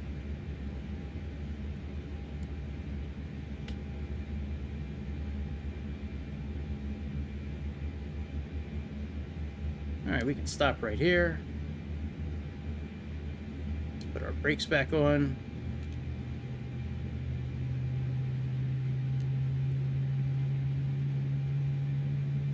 Let's go 12,000 feet on here.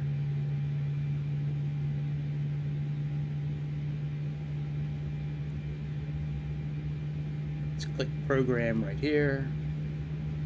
Or actually, performance actually.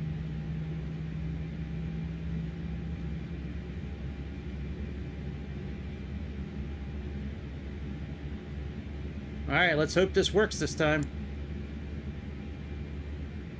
I have had that issue in the past where it's been airports that have been the problem, so it doesn't surprise me. I've never really tried to fly out of that airport before, so you know, it does happen, I guess.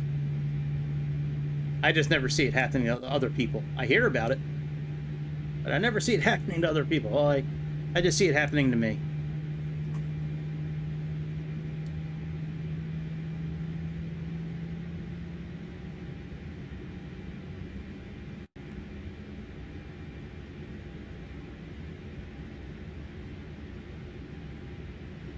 Alright, we can turn the APU off now.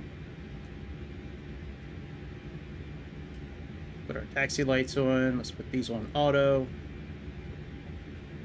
And let's taxi. Remove the park. Oh, shit, I never did calculate the... Let me see if this is still calibrated, the throttle.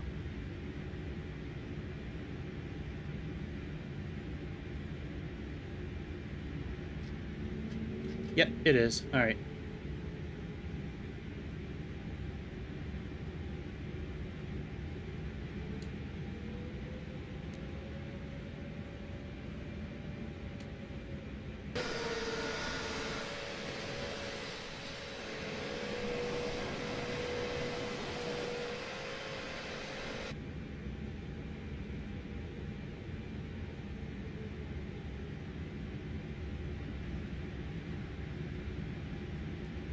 Flaps 1.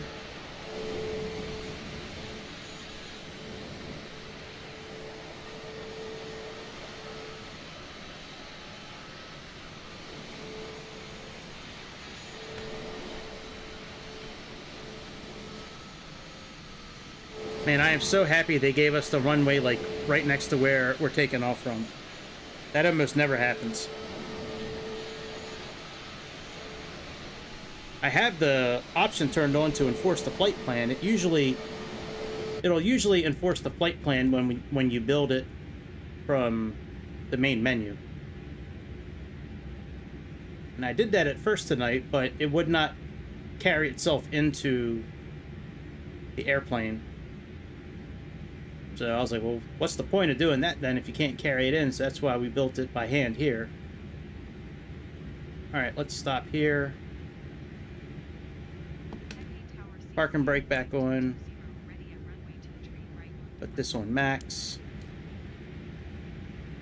Put that up. Let's turn the ignition off. Let's ringy ringy.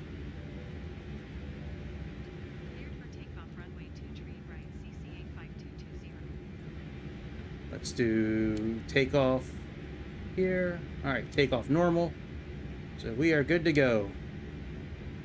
Let's release the parking brake. And let's get moving. Let's get up in the air before Microsoft changes its mind about us. We're like, oh, he's trying to take off again.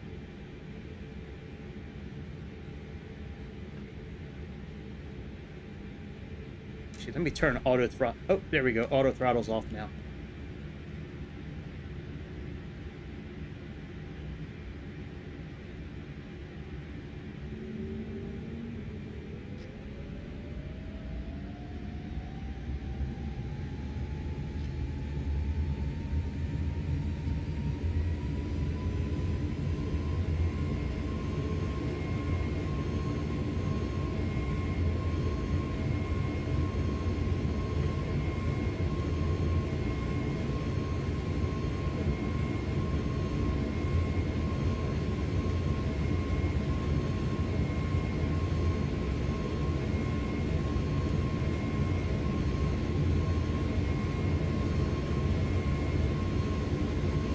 A1. Rotate.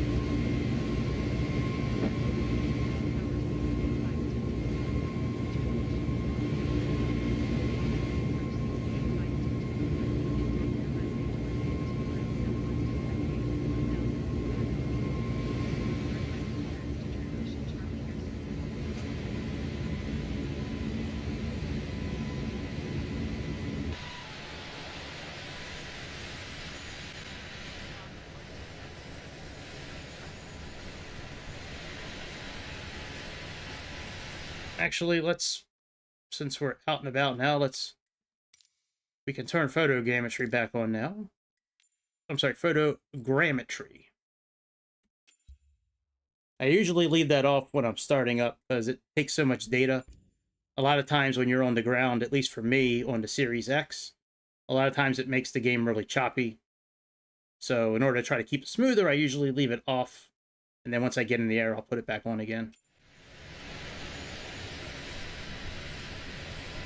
Sometimes it has the opposite effect, like now we're just over water where there should be a city underneath of us.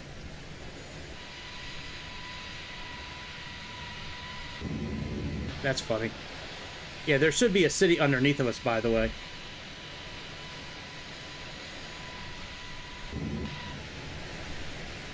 Let's put the flaps up.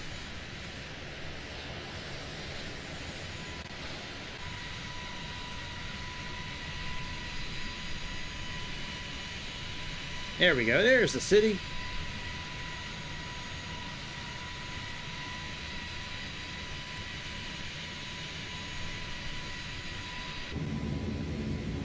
We can deactivate the auto brake for the speed brake.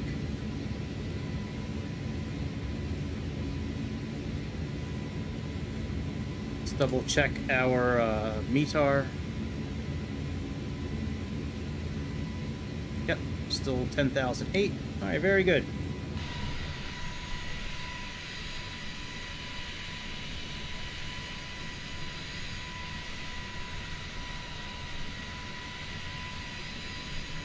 Yeah, I have no idea how this landing is going to go. I've seen this landing done plenty of times online, like real pilots. But I don't know how it's going to... This is the one... This is the airport near, like in Hong Kong, that they shut down years ago, where, like, you have to fly, like, really close to this mountain and then, like, go, like, right, like, over top of the mountain, and then, like, it's a very wild landing. The very beginning of this stream... You know, 2 hours ago, right after, was it right after the video I played, or I don't remember if it was before or after the video. We played a 12-minute video in the beginning. I showed the actual approach that we're doing. I recreated it the best that I could. I have 2 of the same waypoints that are in the original. Some of the waypoints are not available anymore to use.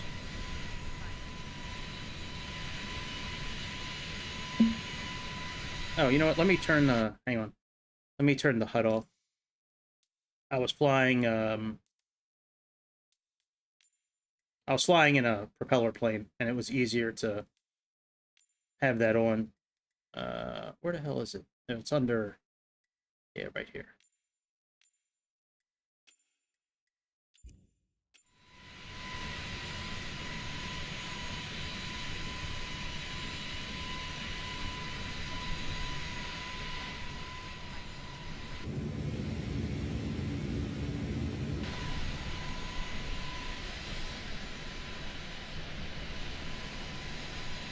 But yeah, I bought a new livery pack today. It had 4 Air China liveries to choose from. They were all the same, just different color. So the design was the same for all of them. It was just one was blue, like this. One was gold, one was pink, and one was purple.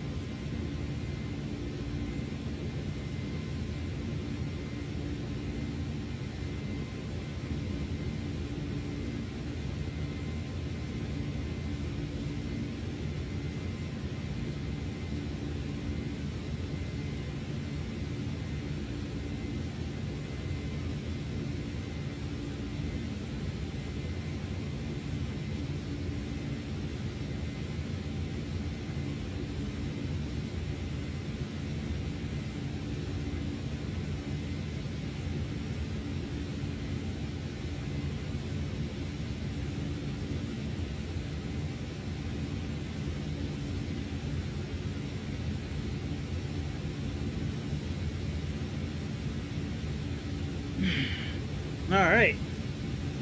Finally.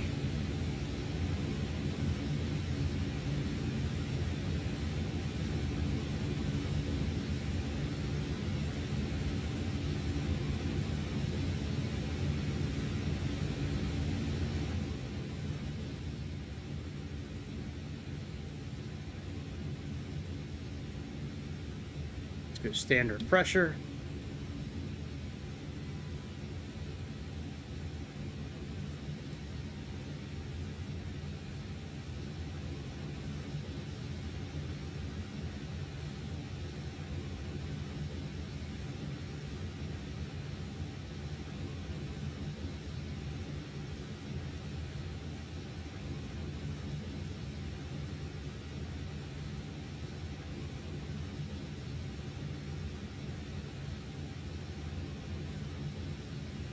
Man, I found some good news today with the 727 that's coming out. So there's a 727 coming out soon for the simulator. And I knew about one of the companies that's making it. But I had no idea FS Reborn is a part of it also. If you're not familiar with FS Reborn, they have... I don't know what they have available for PC, but for Xbox, they have the Piper Malibu Meridian. If you're gonna go and try to find the plane like in FlightAware, this is the code for it. It's P46T.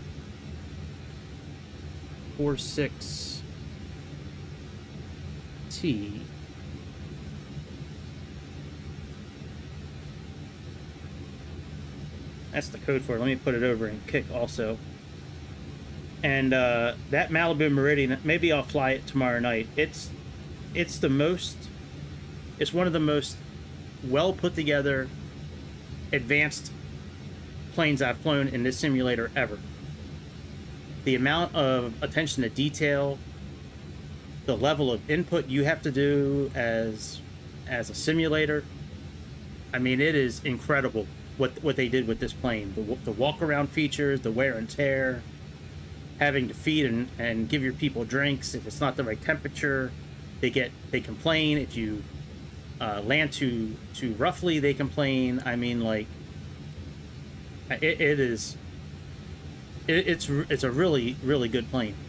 But I just found out today that they are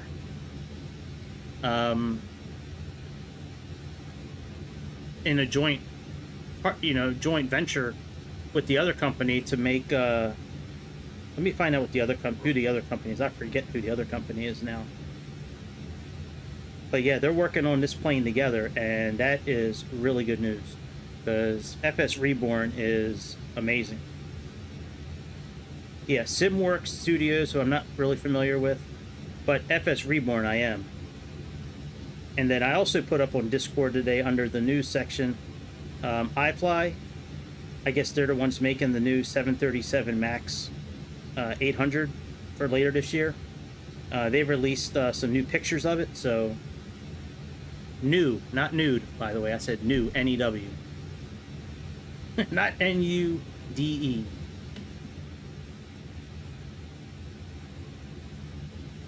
Alright, we got a while until business. We may wind up going 2x speed here in a little bit. Usually when we're cruising, I'll do like 1x or 2x I'll increase. But I want to look up something real quick because I cut my leg, but it wasn't really bleeding. It was like leaking like actual like liquid, like water almost. It's weird.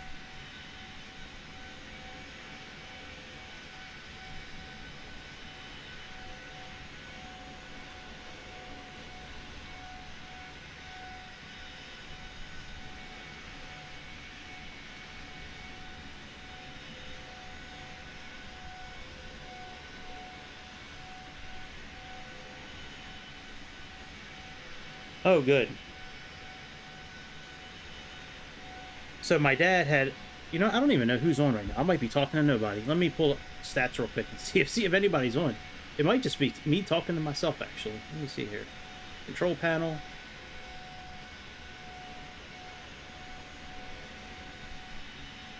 But yeah, my dad had lymphedema, so I'm overweight. I am close to 300 pounds. This is the heaviest I've ever... Well, no, this is not the heaviest I've ever been. Actually, I've lost 25 pounds in recent months. Before COVID, I was in excellent shape. I went to the gym many times a week. I was about 120 pounds less than I am now. I was a solid sheet of muscle. Then I got full custody of my kids. I couldn't go to the gym the way I used to. COVID happened, blah, blah, blah. So anyway, so I'm now in the vet, I'm now losing weight. I'm doing good with it. I've changed my eating habits. I'm exercising again. Like it's not one of these diets where it just drops off quick and then you pick it back up. I'm trying to really change my lifestyle. And it hasn't been too hard. I like eating. I like cooking at home. I like eating, real food, not just fast food. So, but anyways, fast forward. So my dad had lymphedema for a long time. If you're not familiar with lymphedema, when you become really overweight, your body has a hard time pumping fluid around the body. And lymphedema, a lot of your water, like a lot of the clear fluid, builds up in your legs. Your skin gets not as elastic kind of feeling. Like you can push on your leg and the skin stays indented longer, and and then as time goes on and it gets worse, your leg just starts leaking water just all the time. Your skin has a hard time holding it back. So for years my dad had to have his legs wrapped a couple of times a day and had to put all these different types of creams on it, and if he would have lost weight, he wouldn't have had it so bad. But so anyway, so I've noticed my legs recently is kind of getting a little red. My foot's a little bigger than it used to be. I'm starting to retain some fluid down there. And that's part of the reason why I started taking my weight loss more seriously.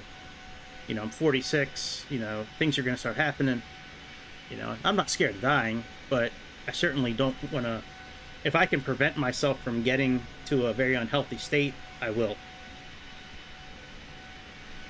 So tonight, when I got up to go to the bathroom a little bit ago before we started this flight, I came back and I sat down and I scratched my leg, and I noticed that my leg was wet. So I put the light on, I looked down, and I noticed that I guess I had cut my leg somehow. It happens. You bang into shit, stuff while you're... Ooh, I'm sorry, Trent. I didn't mean to cuss. My bad. I try to keep it family friendly for you, Trent. Sorry. Shouldn't be cussing on aviation videos. My bad. But, good old Trent doesn't like cuss words. So anyway, so, you know how it is. You bang into something, you cut yourself, blah, blah. So I put a, little towel on it, kind of clean it up a little bit, and I noticed it was still kind of wet, but it wasn't blood. It was leaking clear fluid, like water. So, this last hour, I've been, my mind's been, racing a little bit, damn, what the hell could it be? So I looked up, cut my leg, clear liquid oozing. And I've never known this before, but it says during the inflammatory stage of healing, a clear fluid in and around the injury is a good sign. This is the body's way of flushing germs to prevent infection. So, maybe I don't have lymphedema.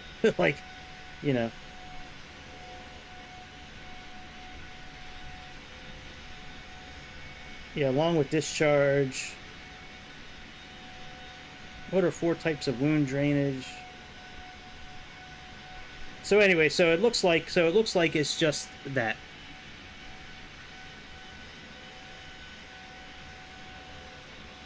Because I'm touching it right now and nothing's coming out. It's all dry now. So yeah, that had me kind of worried for a little bit, man. I don't want lymphedema. I do not want to have to worry about getting my legs wrapped all the time and all different types of creams, and yeah, that's a hassle, man. I watched my dad for years deal with it. I used to take him to the wound center once a week. Every Friday for about 8 months or 9 months, I would take him to the hospital, to the wound center, to get his legs wrapped. And I mean, it just is not fun. Always, So, all right. Yeah, let me see what lymphedema. Let me see. and I've not usually been one of those kind of people that research things on my, you know, like I try not to self-diagnose. You know, I try to go to a doctor so they can tell me. But yeah, it's swelling most often in an arm or leg caused by lymphatic system blockage. Lymphedema is swelling that generally occurs in arm and legs. 2 types of stage: primary and secondary.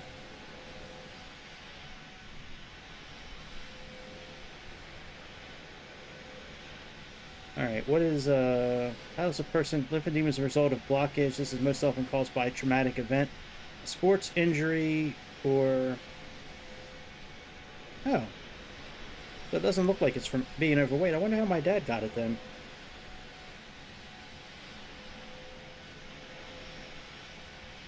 Let me look up symptoms.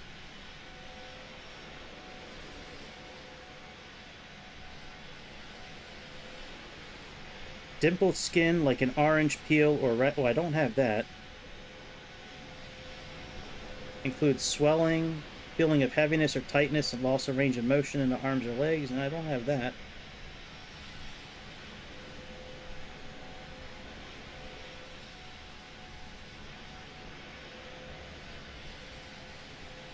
Alright, well, I'll keep on looking at it, but my leg is dry right now. That's a good sign. Yeah, so about this landing, let me see if I can... Let me pull up the landing again. Boy, this is... What I'm getting ready to do is very... It's very iffy if this is a good thing for me to do or not. Because anytime I try to, like, pull up any kind of web page while I'm streaming, like, my computer does not like it. Does not like it. Alright, yeah, let me open up Chrome real quick. So I'll show you this approach that we're doing. Oh, you know what? I don't need to open up Chrome. I have it saved as a picture. Hang on a second. Yeah, we can close Chrome. Let me change this picture here.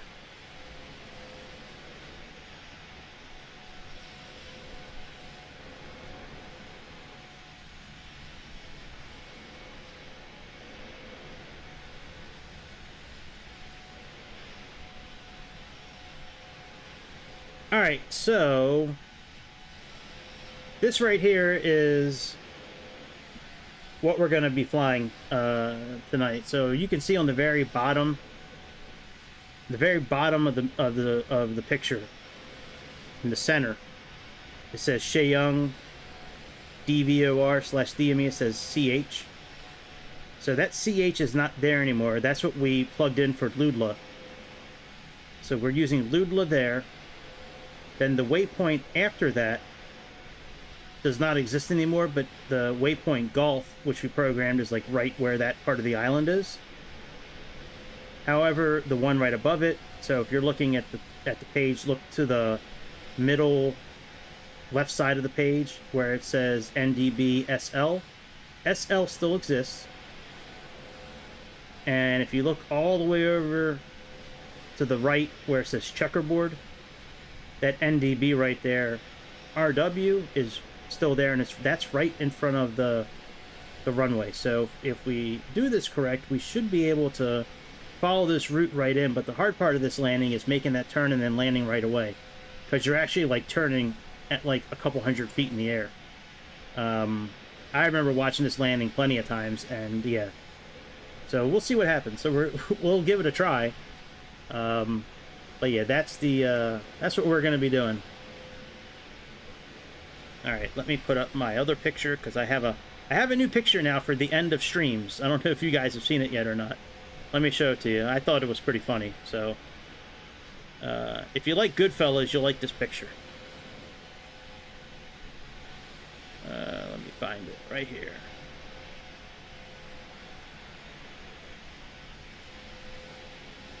Yeah, so when I'm done streaming, before I exit, I'm gonna put this picture up every time.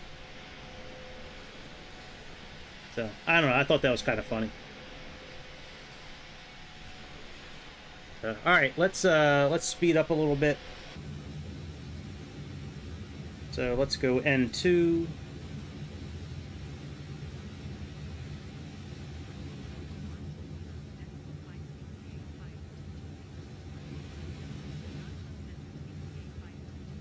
All right, we're now in 2x speed. So we'll see how this goes.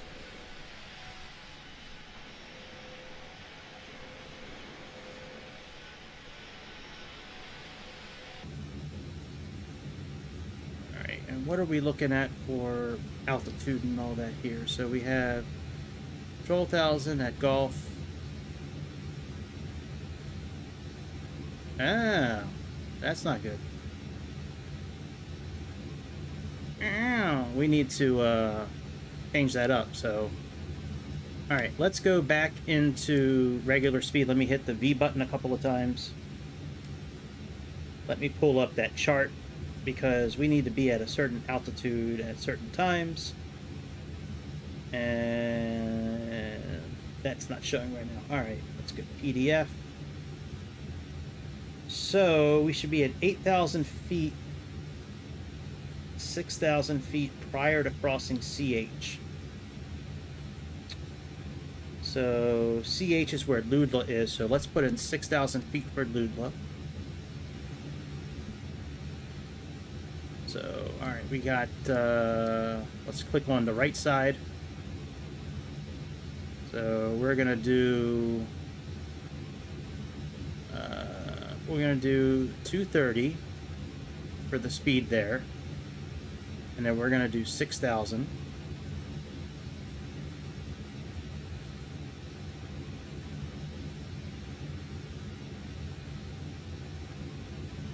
And then at Golf. Oh, and you know what? It does have waypoint Golf here. That's interesting. You know what? I did not notice that until just now. All right, Golf is 6,000.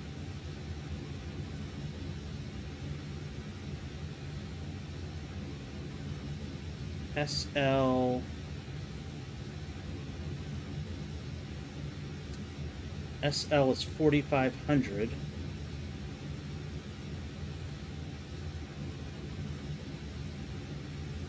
All right, minimum 6,000. Okay, and at Golf we have, let's say it says above 180 knots, so let's say 200 knots. And we'll say 210. Because we still have, how many miles do we have? Yeah, we still got like 15 miles to go. Okay. So we'll say 210. We'll say 4,500 feet.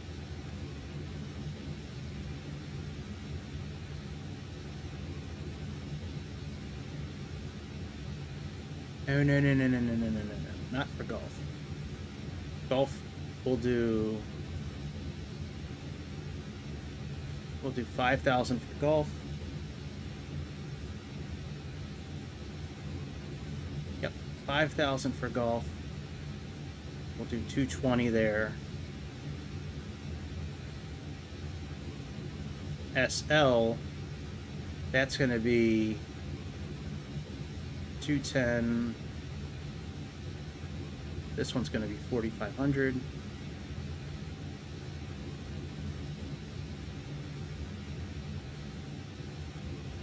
And RW, that's going to be the landing. So RW, we really need to be down.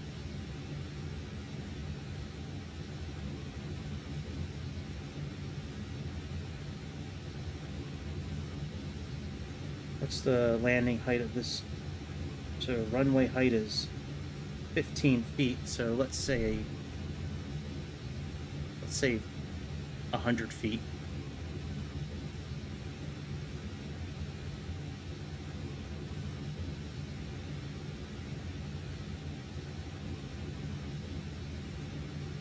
Nope.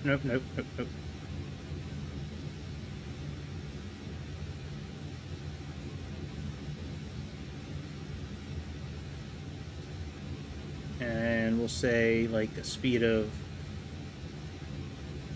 150. We can always change the speed later, but we'll do that.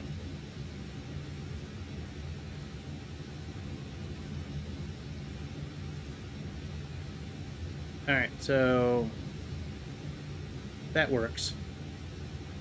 So 12,000, 6,000 at Ludla, 5,000, 4,500, and 1,000 at RW. But by the time we hit SL, we're going to be controlling this manually.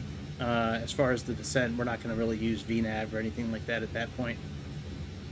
You know, because I'd like to be, by the time we get ready to make that turn, I think we're going to have to be like a couple hundred feet over the ground.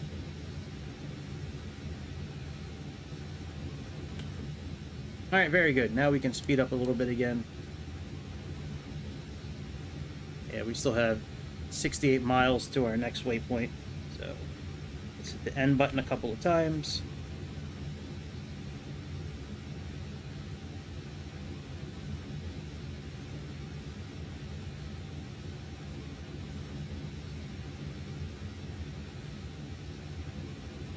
Yep. All right. That's about as good as I can kind of figure it out without an actual chart or any kind of practice. So we'll see what happens.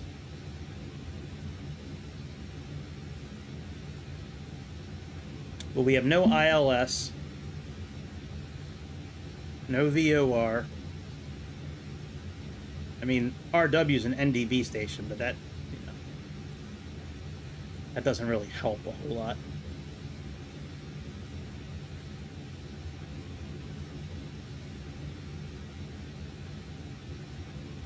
At least I don't think there's a VOR there. Let me see.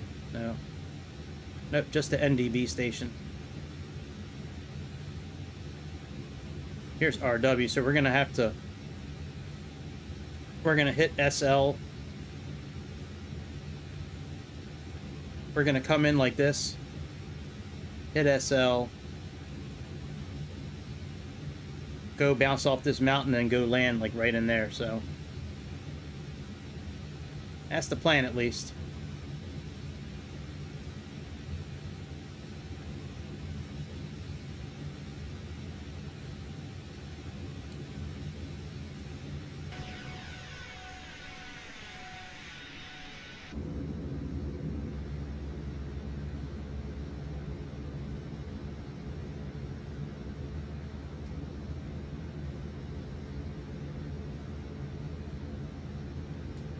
Alright, we should probably go back to regular speed because we're going to be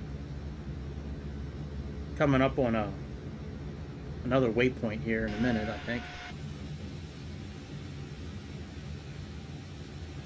Yeah, we got 22 miles till we start going to Ikata. That's only 15 miles. You know what? I really like this livery. Like, I don't really fly Air China too often, but this livery is really nice.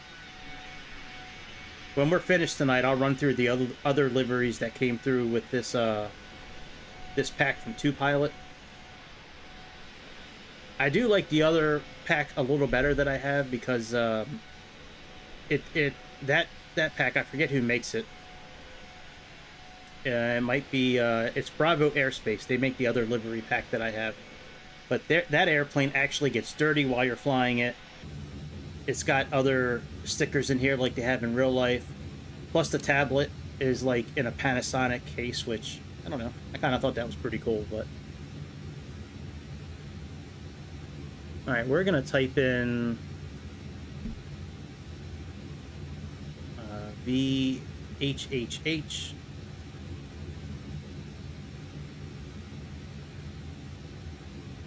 For Hong Kong. I believe that's the airport that's right next to where we're going. We can at least use their you know, barometric information. Yeah, VHHH. Okay. Yeah, because they're at 10,006. Wind is okay. 190. degrees at 13 knots. But yeah, man, if you're new to the channel, I hope you come back. I typically don't have the kind of issues that I had earlier. I don't know what was going on with that airport. For some reason, that airport, when you get to that, at least with Series X, you know, it throws you out of the airport. Like, our simulator just shut down. No rhyme or reason behind it, but before you leave and check out something else, consider clicking something on the page, or on your phone or on your tablet. Click on follow, click the follow button, click a thumbs up, leave a comment, subscribe, become a member, leave a super chat, leave a super thanks. Consider doing something to help out the cause. Become another brother or sister in the aviation nation. We're trying to take over the world. We're going to start our own new world order. All of us together. No wokeness allowed. Just common sense, good times, and have some laughs. Come here to kind of get away from, your brain. You can turn your brain off when you come here. You don't need to have your brain working when you come here to visit me.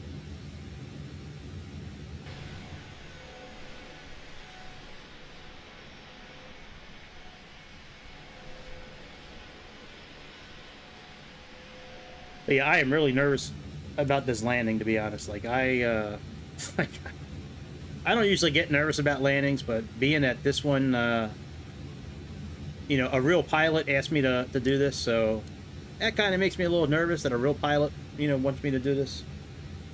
I'm going to be getting judged by a real pilot. So we do have a couple real pilots in our midst. I don't think they're online with us right now, but they are regulars on this channel.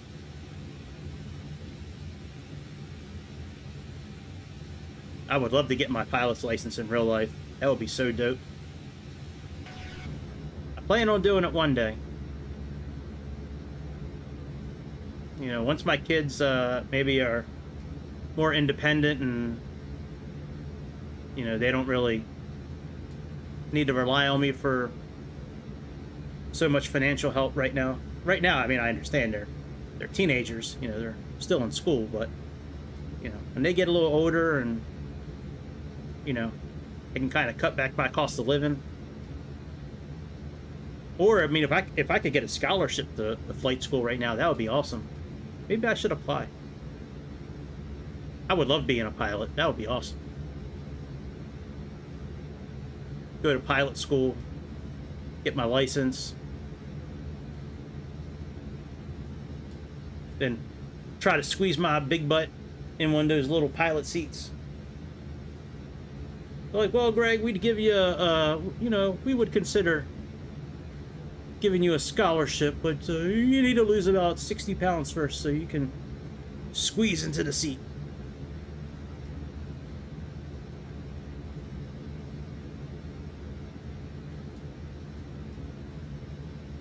Man, I might need to trim my beard soon. This thing gets knotted up so easily. Like, I wash it like with soap and shampoo and conditioner. Man, this thing gets knotted up so easily. I got big holes on this comb too, man. There's like big slots on this comb. Big old metal comb. Sometimes I use my hairbrush on it. The hairbrush seems to go through it like butter. Like a hot knife through butter.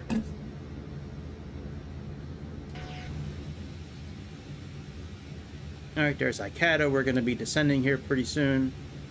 So let's plug in 6,000 feet.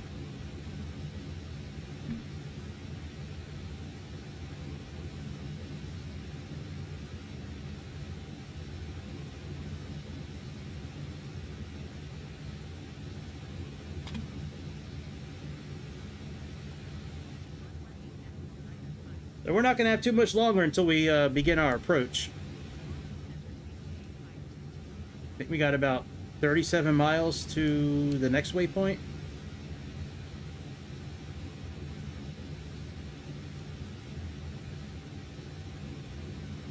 Let's see what it says. I think it's 37 if I'm looking at the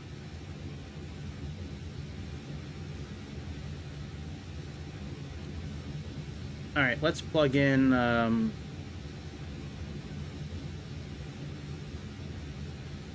right, so the QNH is 1006. The temperature right now is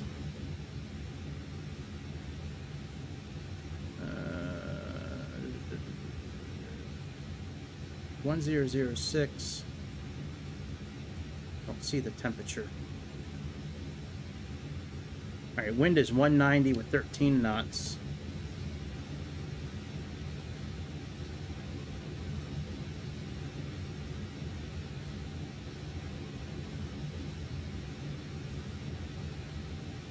We'll say we'll do 100. For that, we'll say the transition altitude is 5,000 feet. And we'll just say that the temperature is like 19 degrees. Actually, what was it where we took off? Let's look at the takeoff. 34. That's much different. That's a whole horse of a different color. All right, let's do 30. We're a bit more south. We'll just keep it at 34.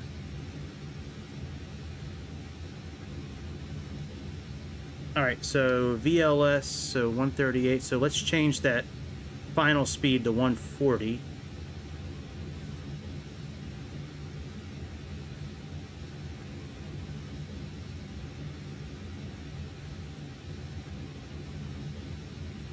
All right, let's start descending. I know we're a little early with the descent, but let's start getting down.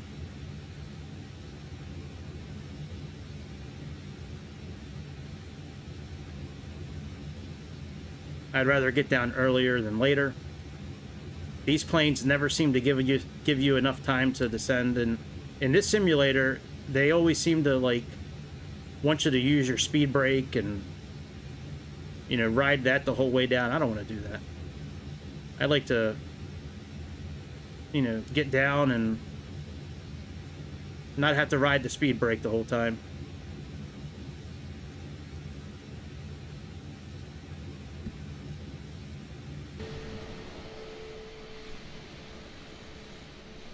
And if we need to slow our descent or we need to level off, we can do that, but at least let's start getting down while we can.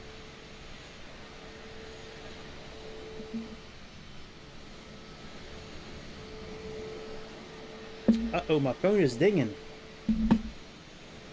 Somebody calling me. Ah. My Pillow sending me more mail. I get so much mail from My Pillow, it's crazy. I haven't ordered anything from them in maybe a year or two. But I get multiple emails a day, multiple text messages. They got good stuff, but I mean, like, how many pillows do I need? You know? Like, we all got My Pillows in the house.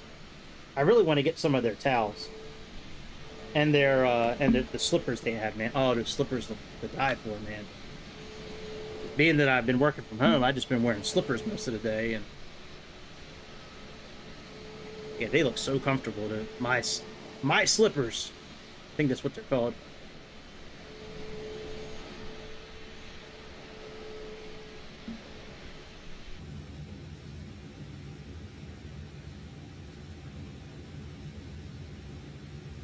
Wait a minute. Does that say 177 miles? Wait a minute. Hang on a second here. Let's level off for a second.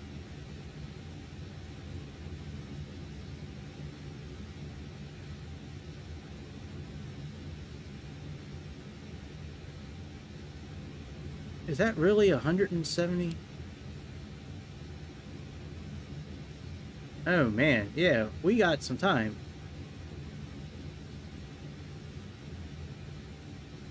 Is that really correct?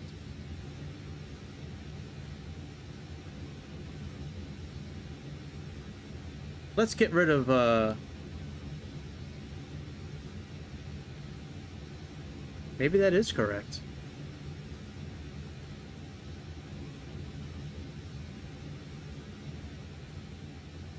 That's crazy if that's the case. Hang on a second.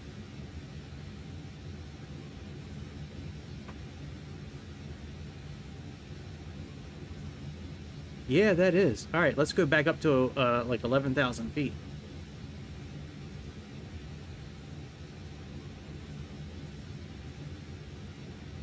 I didn't realize we had so much time.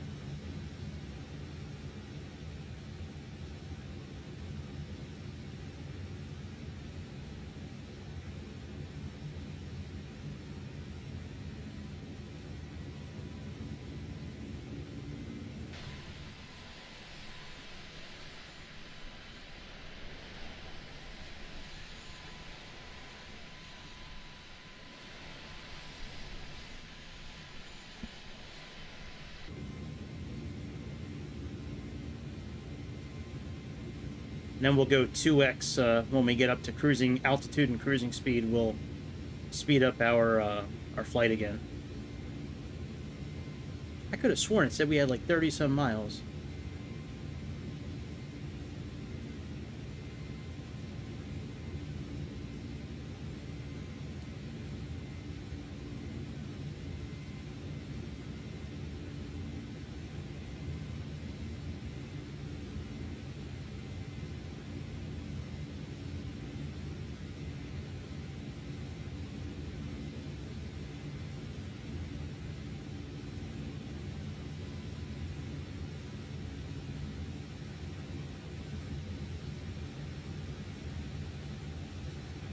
Yep, that must be correct. All right, well let me push the N button 2 times. That puts us in 2x speed.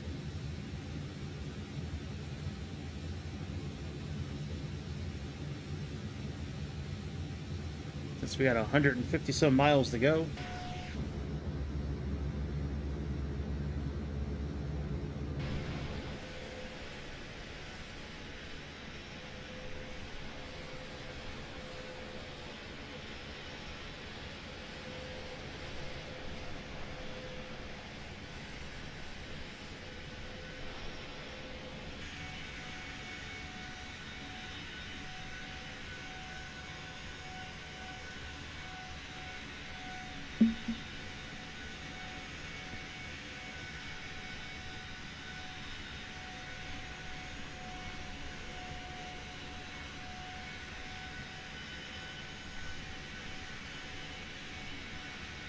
All right, that is not us. We are CCA, which is Air China. CCA, Ray Lewis and Ed Reed. CCA 5220.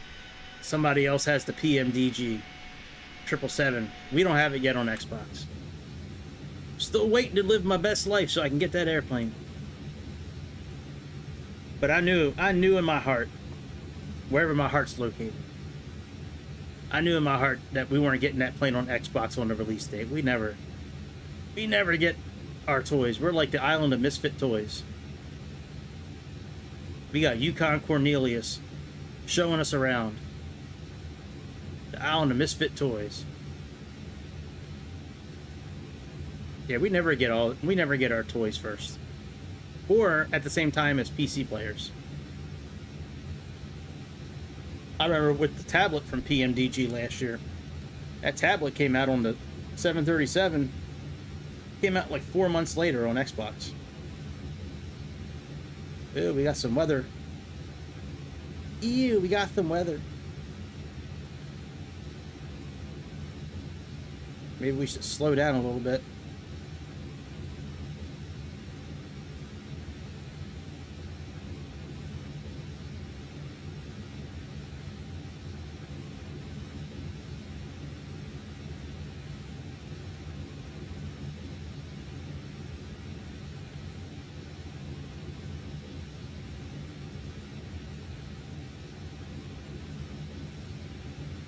All right, we got about 90 miles into our waypoint.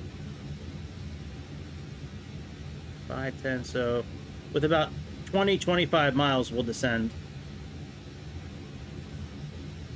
So we need about 15 miles. By math terms, we need 15 miles. It's 5,000 feet. 5 times 3 is 15, so we need about 15 minutes. Sorry, 15 miles.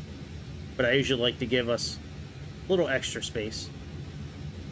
So maybe at 20 miles or 22 miles we'll start descending.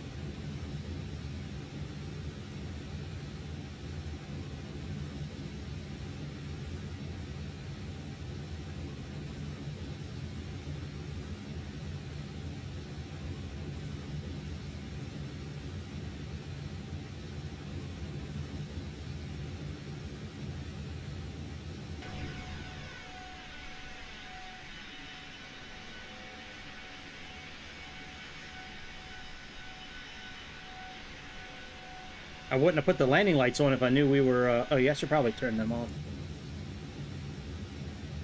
I turned them on when I thought we were descending.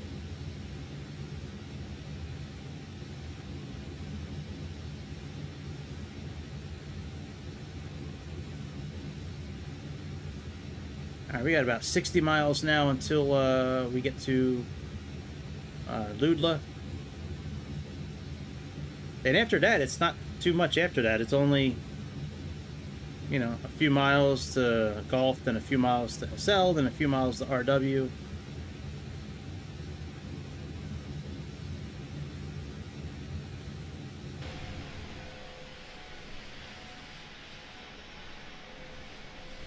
But yeah, I typically fly close to the ground in every airplane.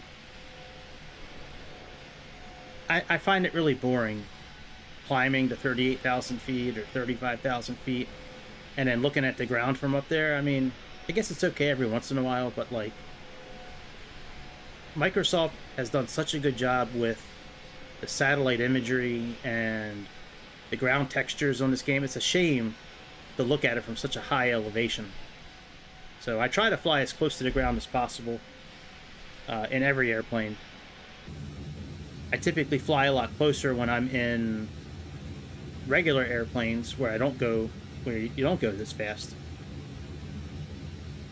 The only reason I'm at this altitude now instead of lower is so we can, you know, have the autopilot keep us at, you know, a fast speed. Alright, let's start slowing down. Alright, VV. Let's put in 6,000 feet.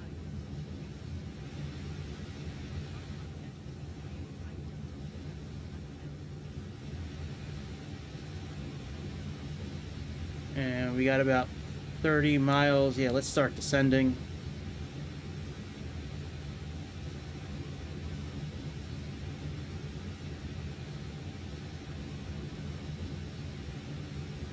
Put our landing info on. I don't know what frequency that is, but that's has nothing to do with what we need.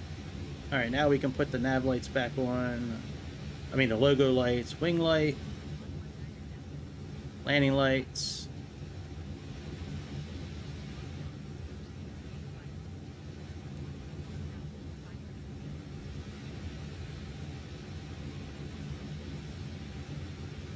$29.72.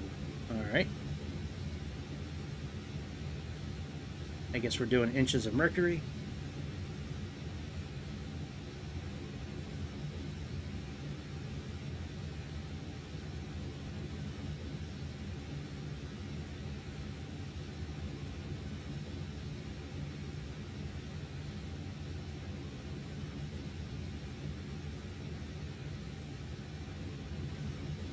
Let's actually program that in our landing.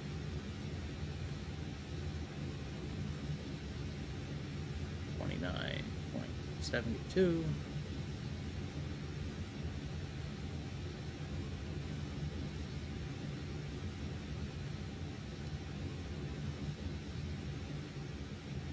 So here's RW right here, I believe. There's our airport coming up.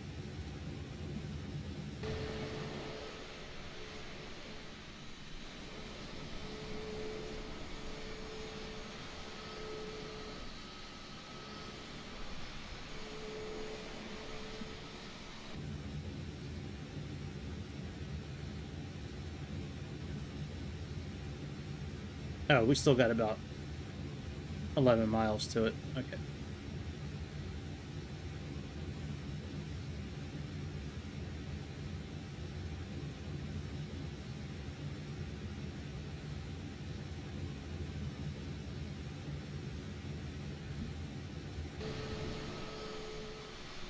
It's pretty out here. I don't really ever fly over this part of the world ever. I think I did at one point with X-Plane, I think it was, or RS, or Real Flight Simulator (RFS), when I used to play that a long time ago. So I remember using Hong Kong a lot. I don't, or maybe that was Flight. Was it? Is it Flight Commander? There was some game from Wartos on mobile device years ago, where you were like in pilot school the whole time, and the whole game was doing certain takeoffs and certain landings. And as you increased your character, got better and bigger planes, and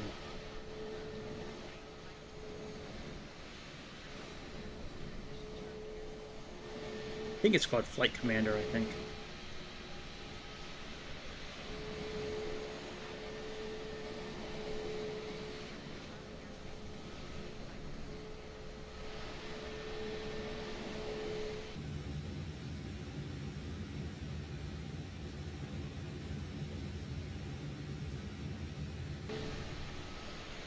Alright, this airport should be right over here. Oh, is this the airport right here? Oh, you gotta be kidding me.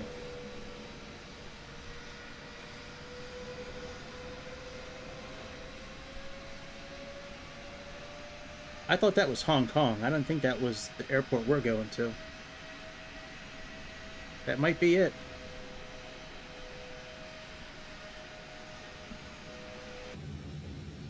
Yep, that is.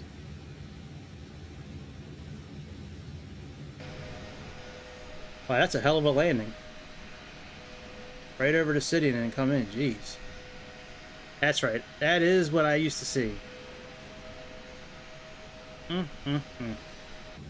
Well, that's going to be fun.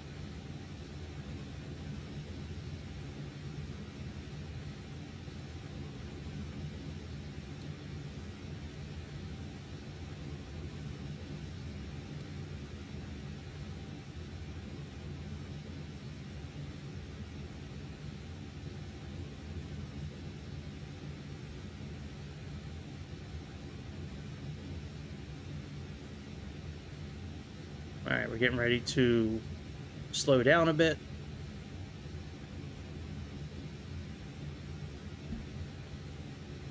Put our speed brake up.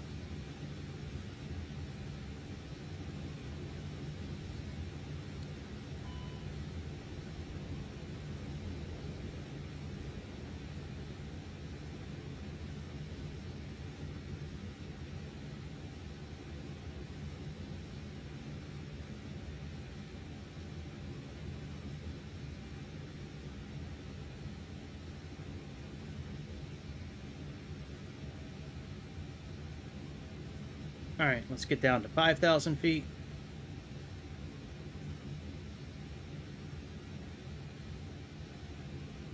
Once we pass here, then we'll go, because we're on an altitude constraint right now. But once we pass that, we should start descending down to 5,000 feet.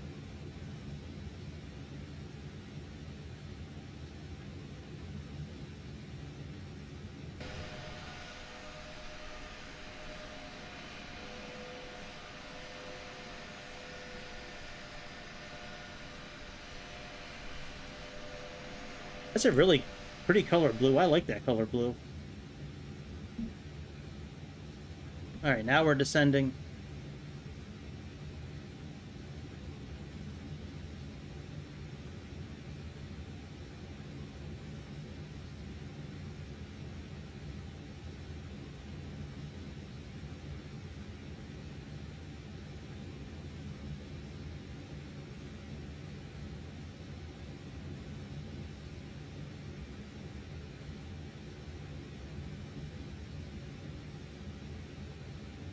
Let's arm our speed brakes.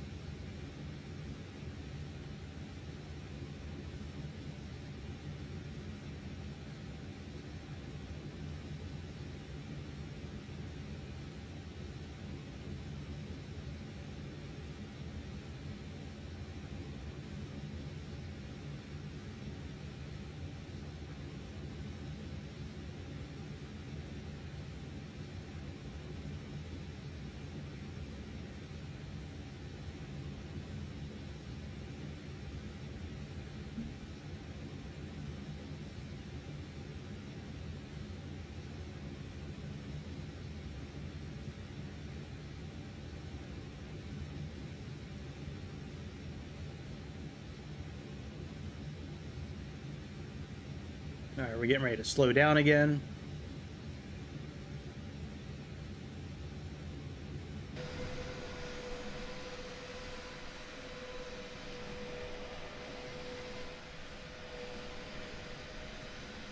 Should be turning and going around these mountains.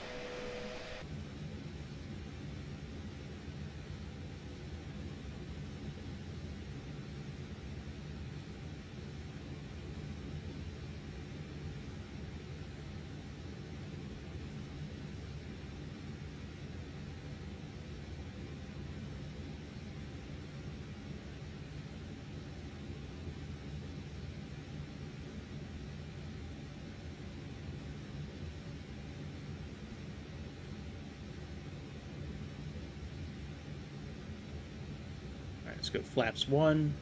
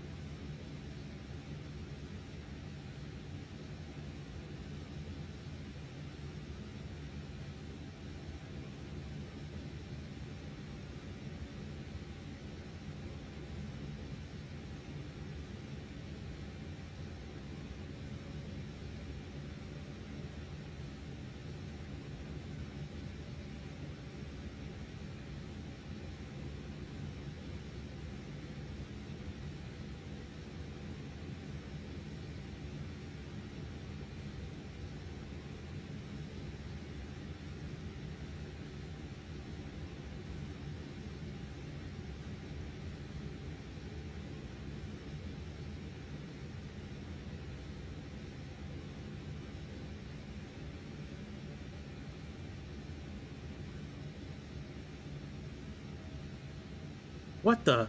Why does it say we have 3,000 miles?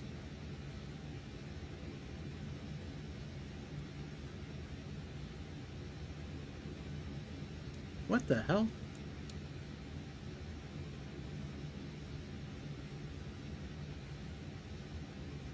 You gotta be kidding me.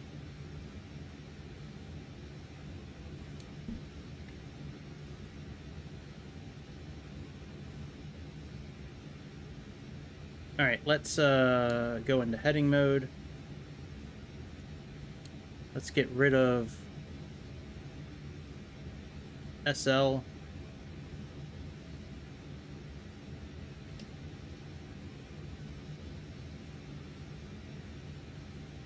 Actually, let's go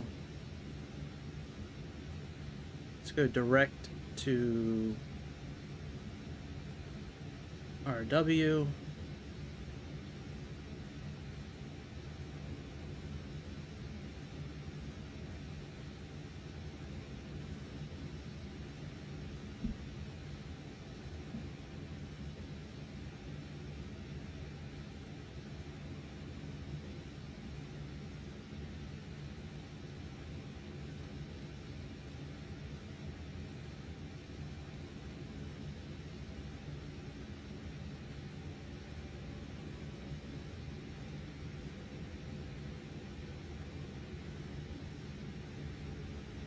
Oh, this is nuts. It's telling us we got 3,000 miles to that too?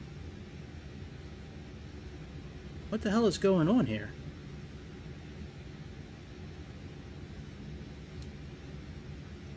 Hang on a second. Let me pause the flight real quick.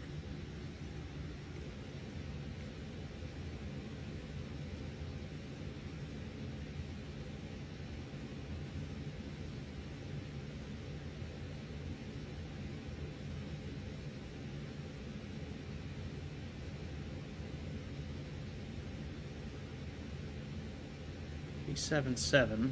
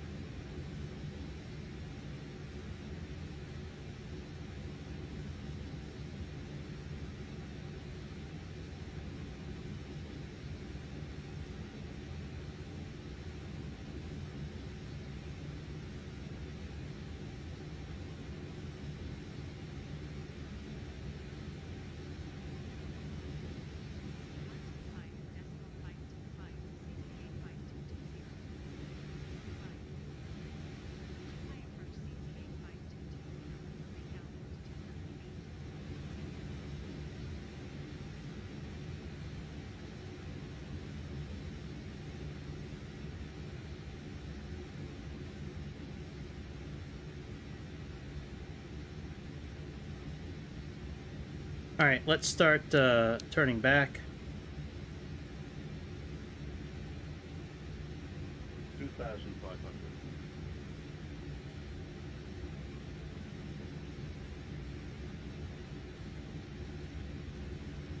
That's crazy.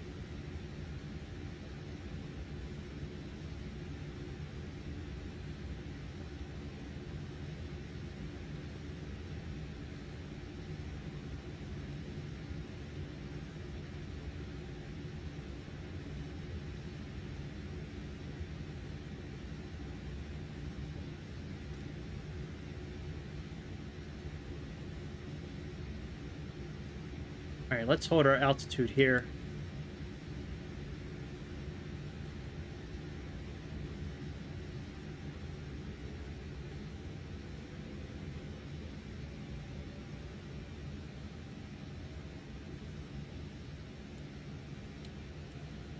Let's arm our spoilers.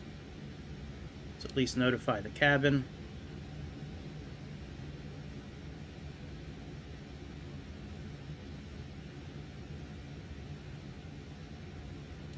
Man, I'm disappointed, man.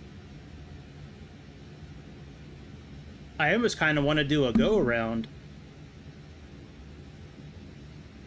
and, like, pick up CC and, like, and then pick up, you know, SL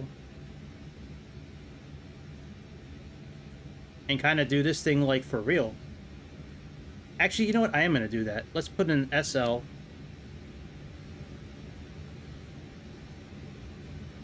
We'll put that in for frequency number 2.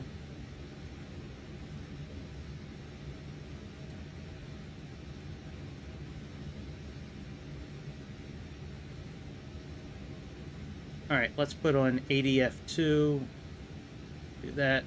Let's move our heading.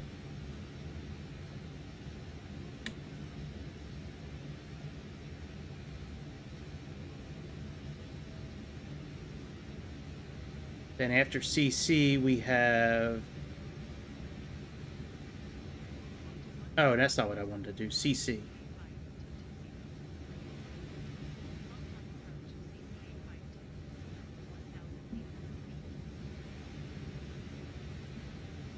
All right, let's pick up CC. And after that, we got SL. That's 268.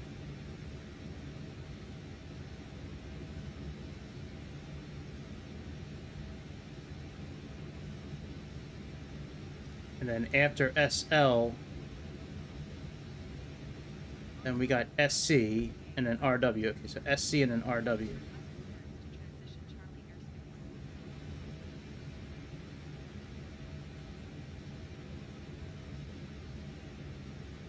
All right, let's actually move up to...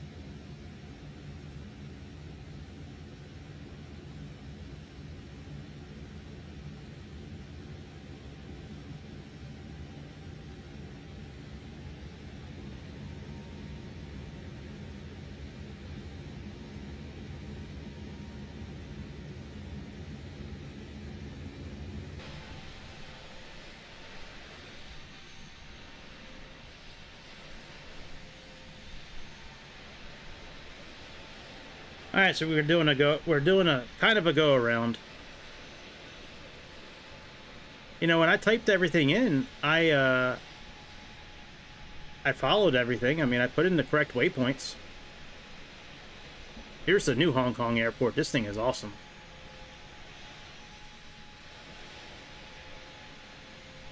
I don't know why it was giving us an SL and an RW, you know, thousands and thousands of miles away. That's not good.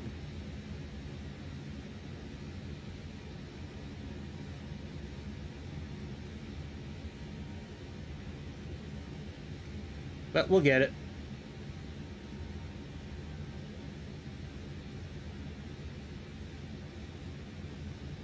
Once we get over these mountains, we're going to start descending again.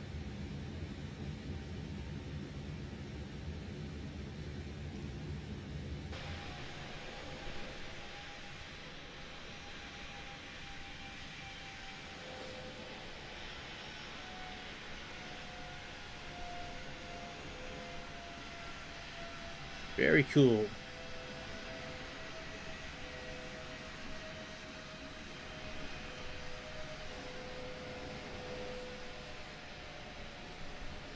Well, I'm glad we climbed to 4,500 feet.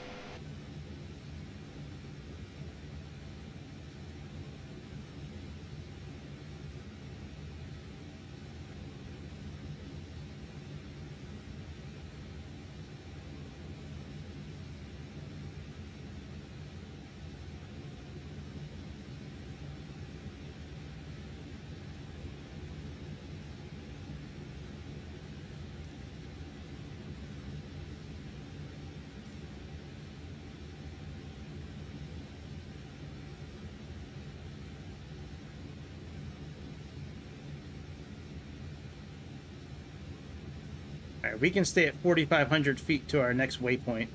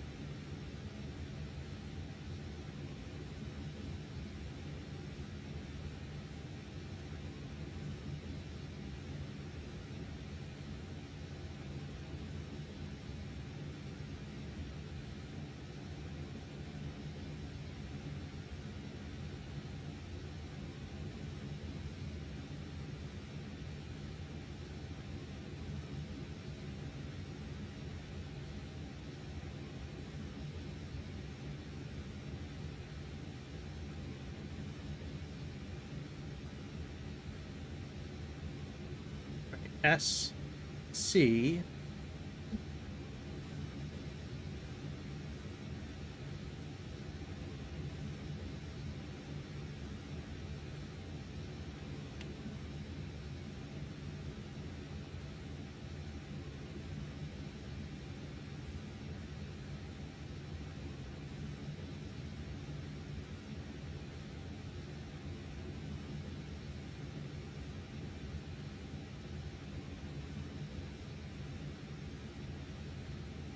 All right, now let's start slowing down.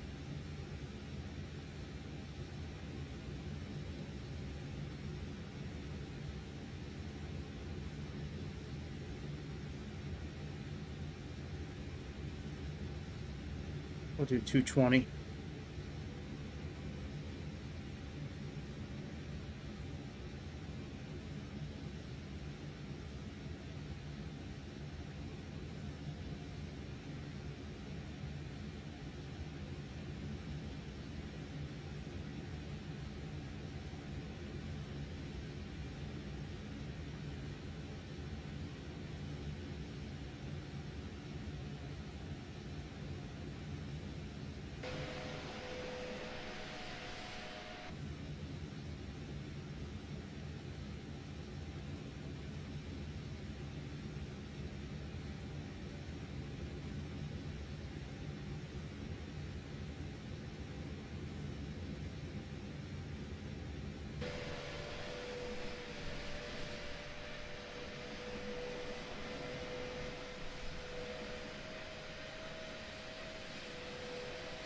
So if you're just now joining us, we had to do a go-around when I plugged in the waypoints in the flight management system to begin the flight today.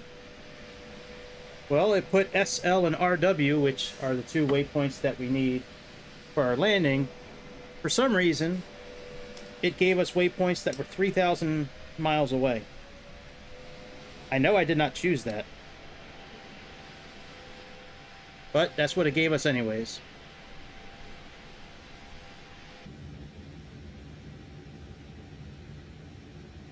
Alright, let's start turning.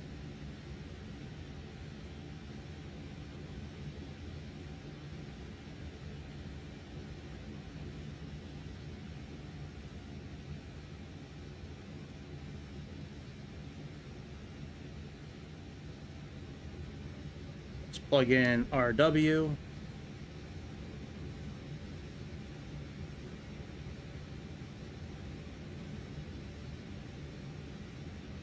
Let's start descending.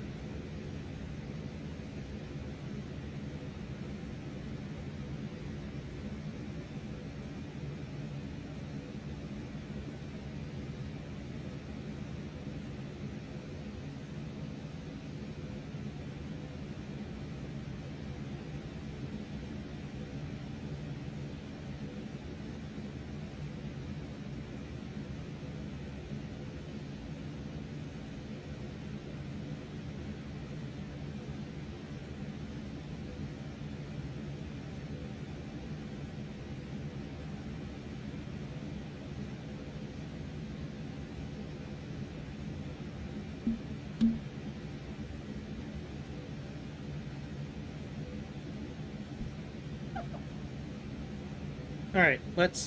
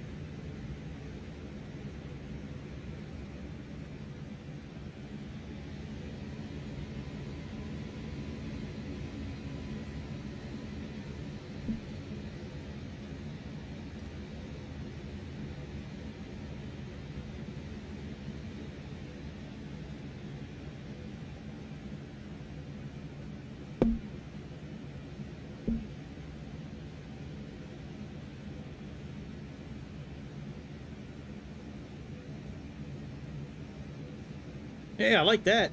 All the buildings go away. That works for me.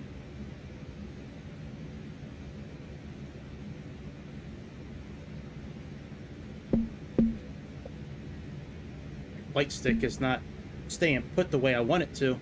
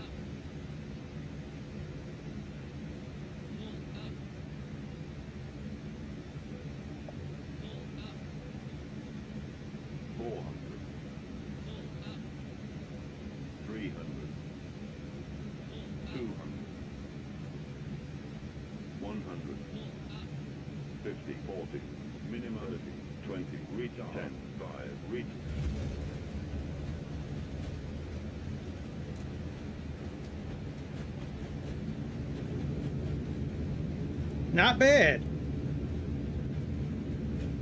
Not bad for my first time.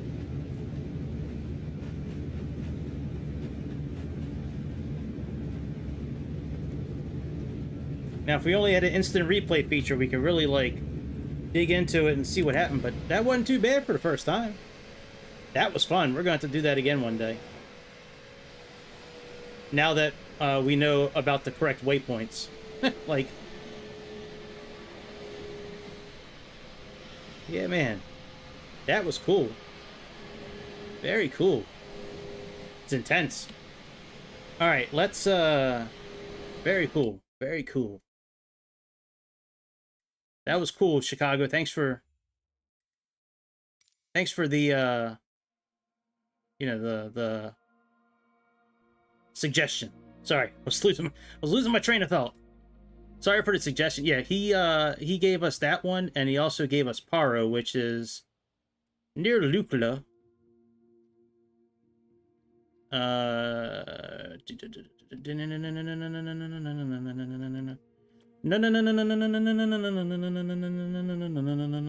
Yeah, he wants us to land at this airport also. This one should be easier because it's there's actual charts available for it. But yeah, we landed at Lukla a few times, the one at Everest. We've done that a few times. But yeah, look at all these, let's go through the liveries that this thing came with. Well, let me see if the 777 released yet. Nope. Not yet. Alright, so...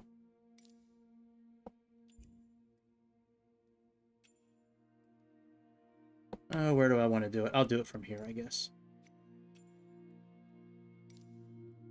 So it came with a special Aero Mexico, the black Air Canada, 4 Air China's, all the same, just different colors. The black variant for Air New Zealand, the Orca for Alaska Airlines, Salmon for Alaska Airlines, 3 variants for American Airlines, Stand Up to Cancer, Medal of Honor, Reno Air, New Avianca, Azul, British Airways, a couple of liveries there, a couple from Brussels, Cayman Islands, CityLink 50th anniversary, another Condor, which that's like the 4th or 5th one we have, a couple of Deltas, a new EasyJet, a new ETA, some JetBlues, some Jetsstars, KLM, LATAM, Love Hansa, Lufthansa. Somewhere we got Southwest, even though I don't believe they fly an Airbus. Trans Brazil. We got 3 for United. Viva Colombia Breast Cancer.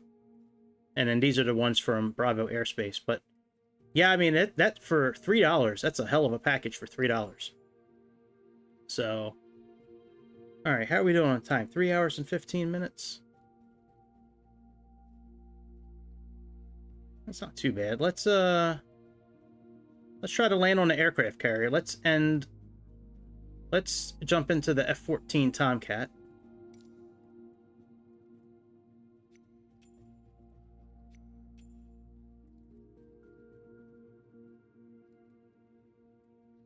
I haven't tried to land on an aircraft carrier in a while, so let's jump into Tomcat. And let me change the controller real quick to F14.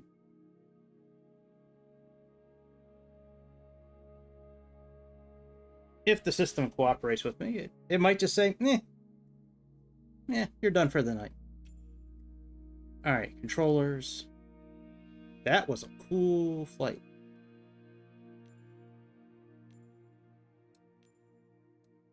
Or we could fly into the Hurricane. I mean, we haven't. It's been a few hours since I've. Hang on, let's see where the Hurricane is. It's been a few hours since I flew into the Hurricane.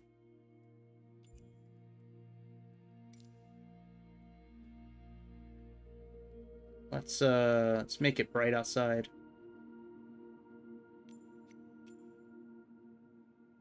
Yeah, there's the Hurricane right there.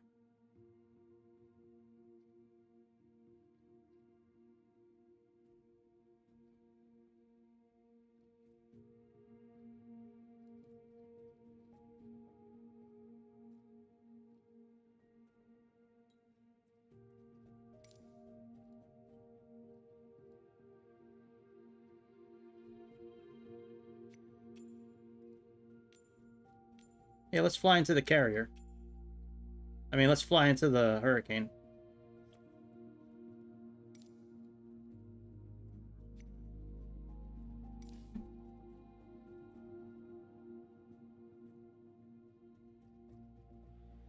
It's been a little bit since, Now, I did fly into it yesterday with an actual Hurricane Hunter.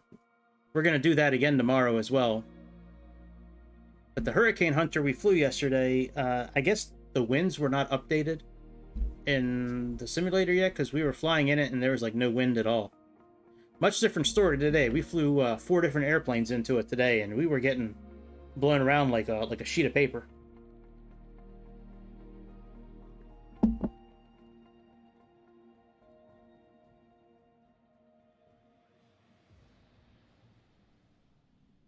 All right, let me make sure that we have the correct flight stick available.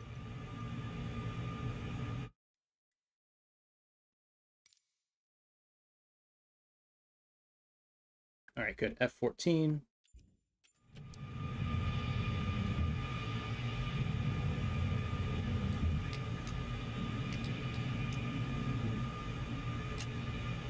This is from Heat Blur. This F14, I in my opinion, it's the best F14 in the game. In my opinion. Not that my opinion, you know, is the gospel or anything, but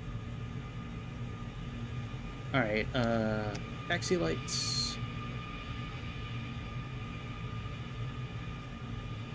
Taxi lights are on already. All right, let's get our Miltech Sims out.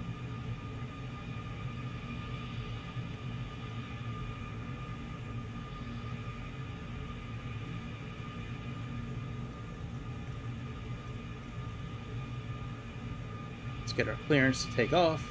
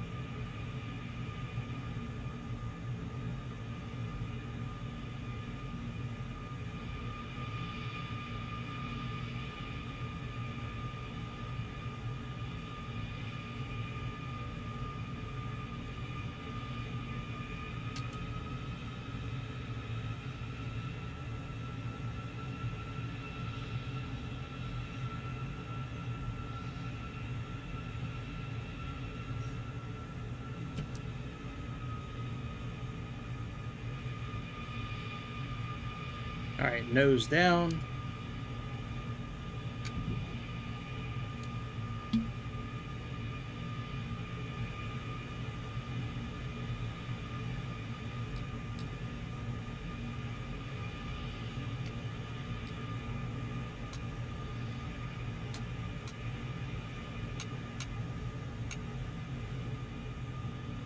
Alright, let's turn the lights on outside so we can see where we're going.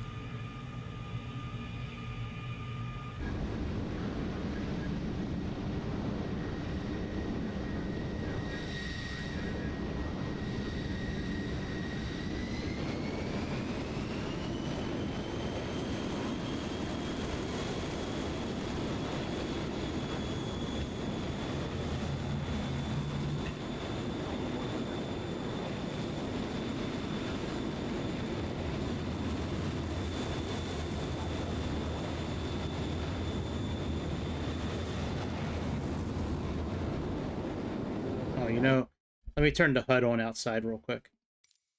That way we can fly outside and know where we're going. We'll do minimal.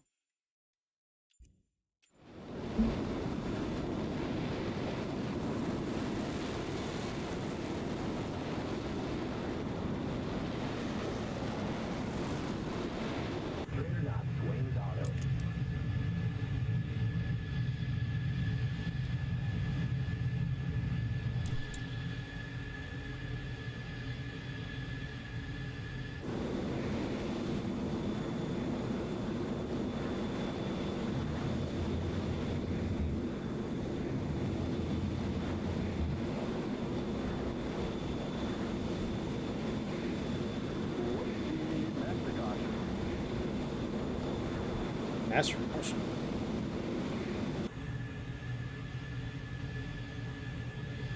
Maybe because the parking brake was still on.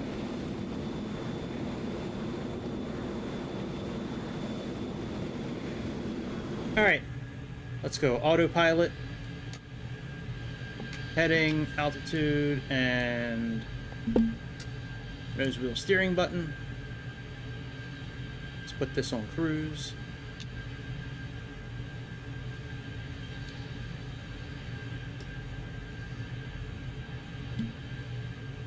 Tail, wing.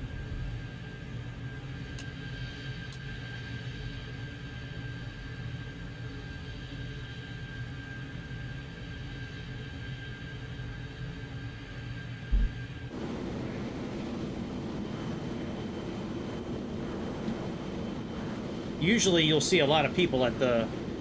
It's like a big gathering place, the Hurricane. Usually we'll see a lot of people online when we get close.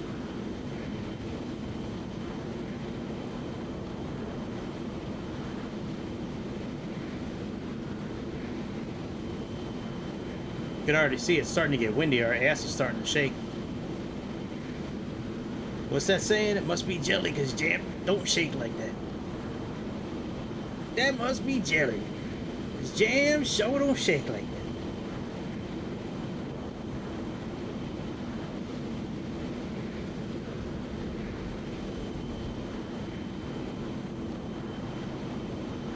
Maybe we'll land back on that carrier when we're done. I don't usually land on the static carriers too often, but maybe we'll land on that one. The static carriers, you can use ILS to guide you in. You can't land automatically in Xbox. You can do it on PC, but not Xbox.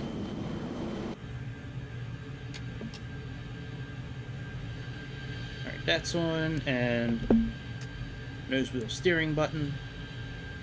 So if you are playing this on PC or Xbox, there's this button back here. There's this button right here. The nose wheel steering button. Your autopilot will not work if this button is not clicked. Now on Xbox you cannot click this button. It's not clickable, but you can program it.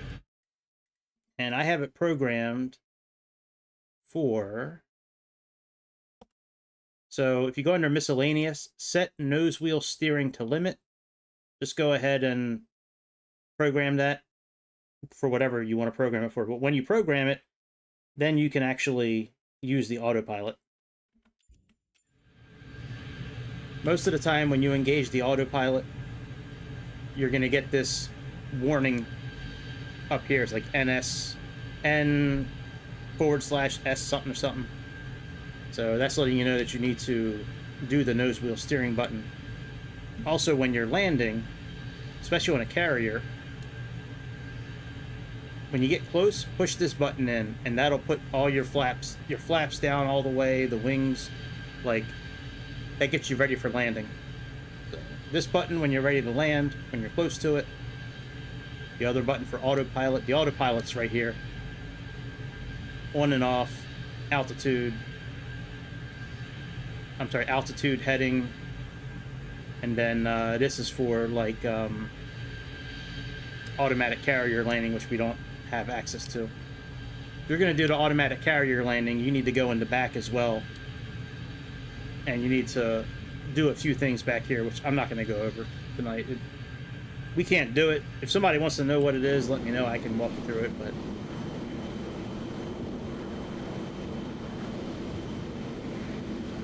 Alright, we should be getting close.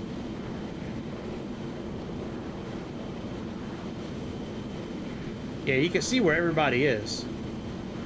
That gathering spot, that's the hurricane.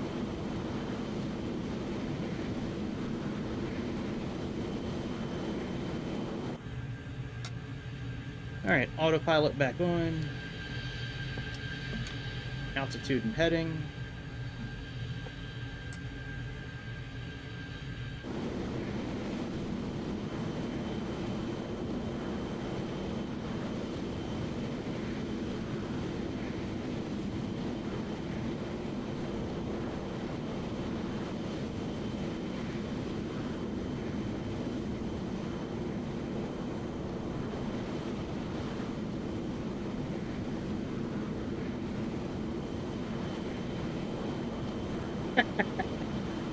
It's funny watching how, like, other players, like, what happens to their airplanes. Like, I saw a couple of people in Dark Stars today, like, they would just, like, zoom across the map, like you wouldn't see them again, or they go straight up or straight down.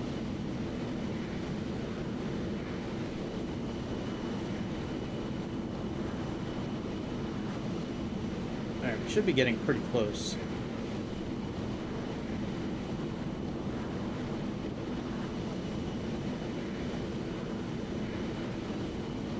Not too bad, I guess.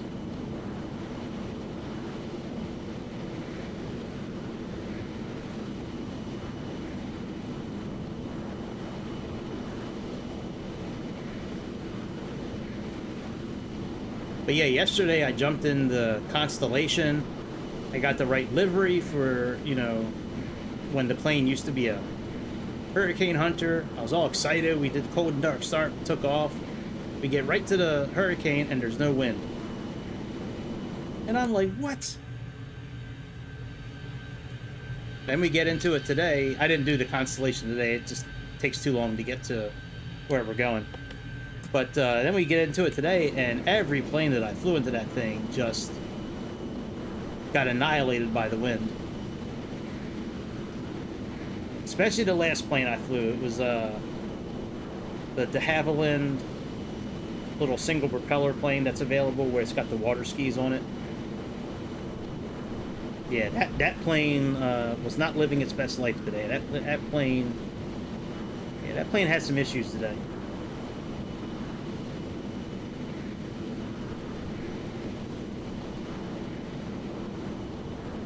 I'm trying to stay somewhat on course because I put the marker like right where the eye kind of should be, but we really just need to head to where all the people are.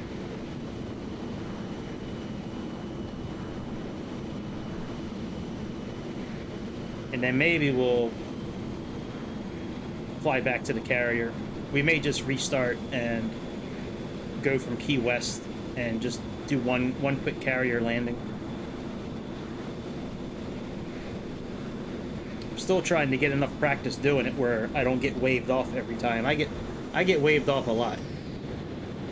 Whoa! That's cool. Oh, no wonder my flight stick was wobbly. It was sitting on the wire. Ah. Shadow Wolf, man, cruising in the Tomcat.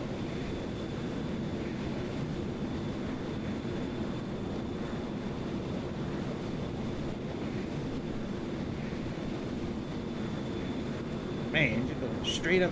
It's cool watching other players. I can't wait for the new multiplayer. Maybe we'll be able to use missiles and guns in Xbox.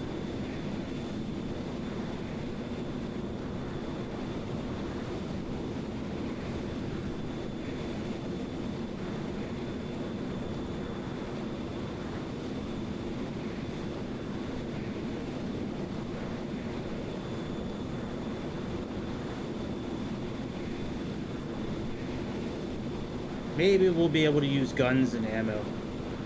I'm not really sure why they don't allow us to do it. That would be awesome if we could.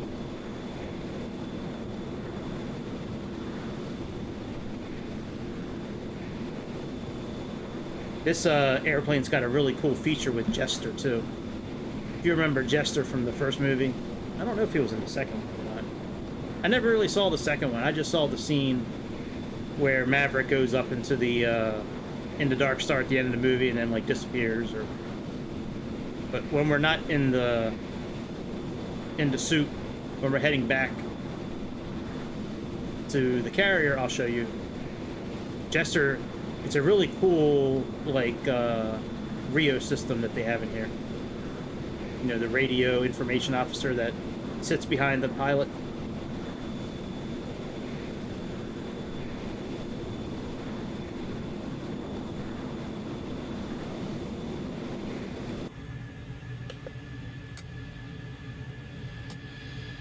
Maybe should put my HUD on, maybe. Let's turn the HUD back on.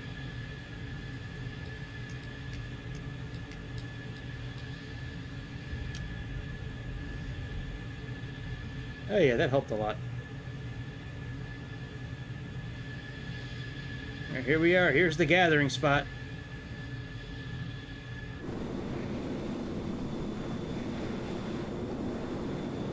Well, we are shaking and a-rolling. Wiggling and a-rolling.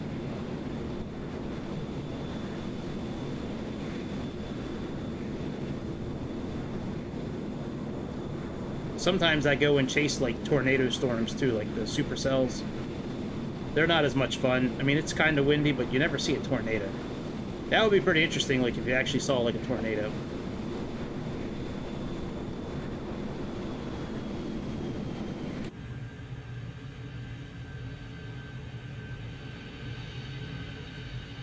Wow, we are rocking.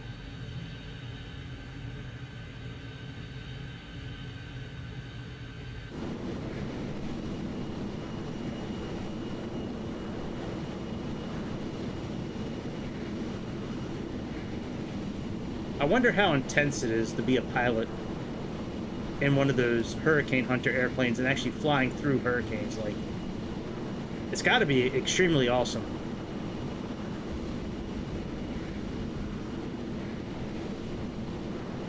I kind of feel like I'm playing Ace Combat 7 right now. Just wish there was a bunch of drones to shoot.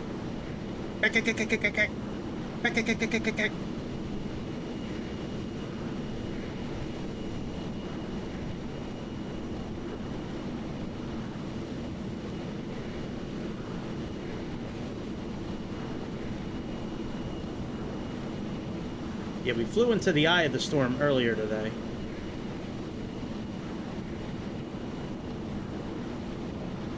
That was a lot of fun.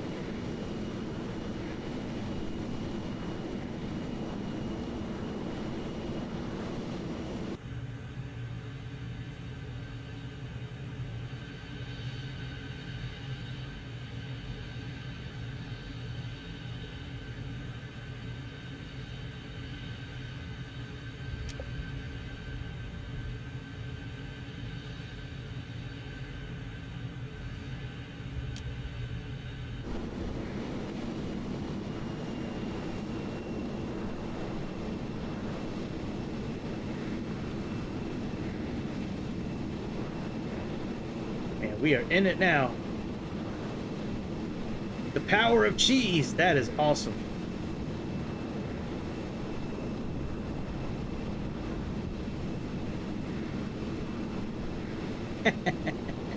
What a great username, the power of cheese. Let's take a screenshot of that. That's cool. Whoa.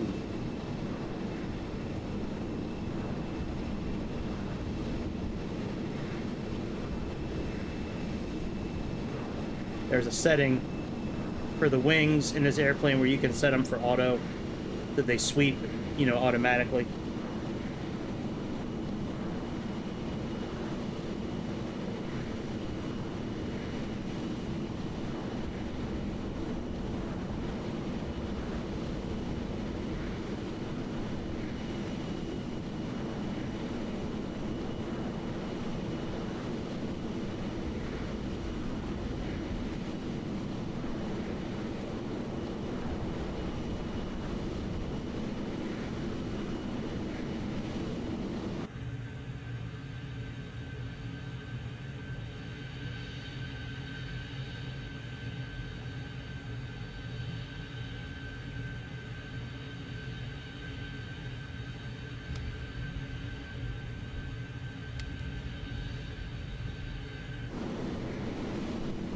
I can't believe how long we've been flying through this storm.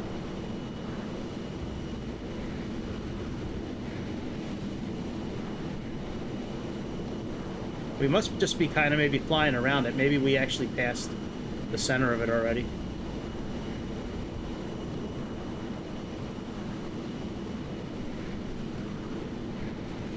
All right, let's find out where carriers are.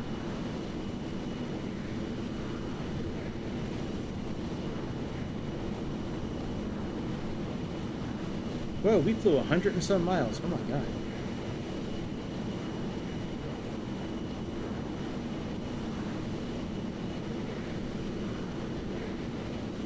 Alright, well, we got a moving carrier and a static carrier.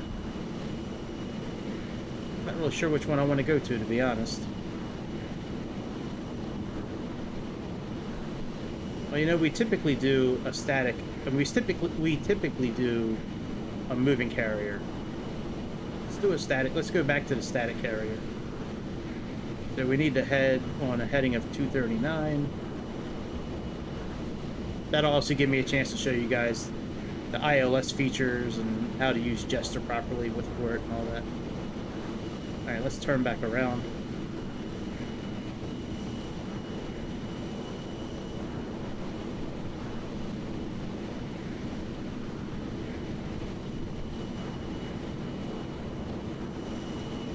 So it says bearing 239, so that's pretty much the heading we need to fly to get back there.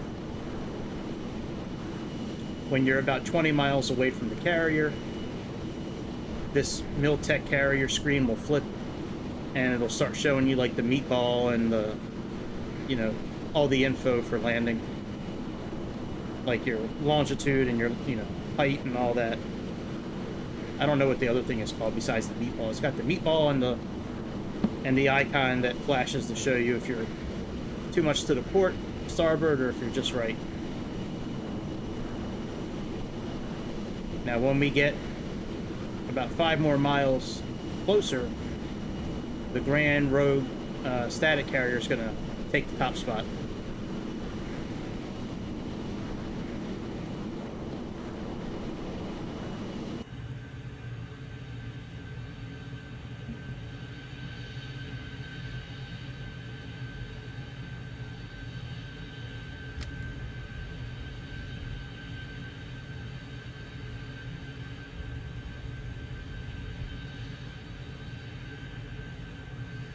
There we go. It took the top spot now.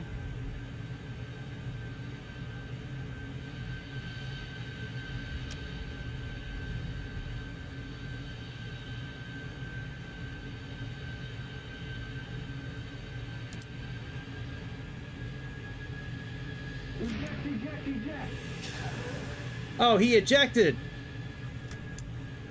Oh, Jester, you punk. Well, we gotta stop now. He ejected. Oh, Jester. He ejected. I guess we can eject too now.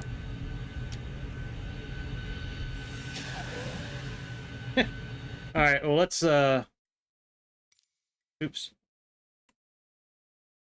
let's just do the regular. No.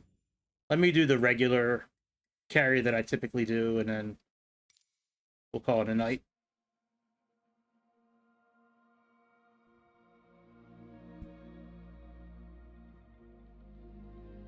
Yeah, I usually take off from Key West. We can fly right to the carrier. We'll circle it. We'll come in for a landing. All right, let's do...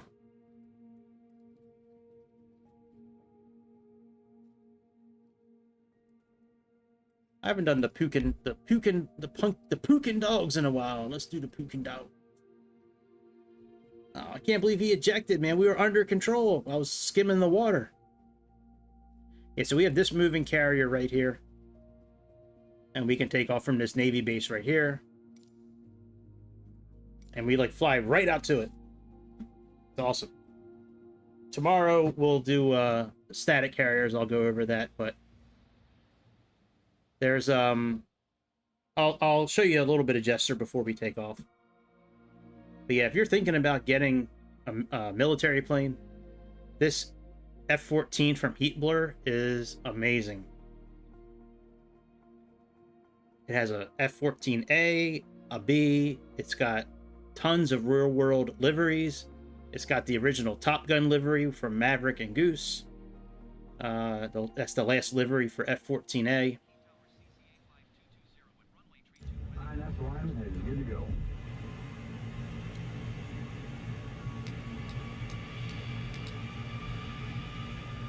He got scared.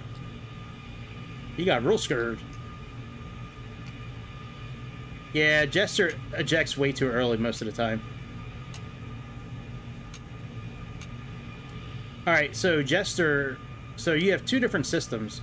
You click on this, it brings up Jester. There's also one back here.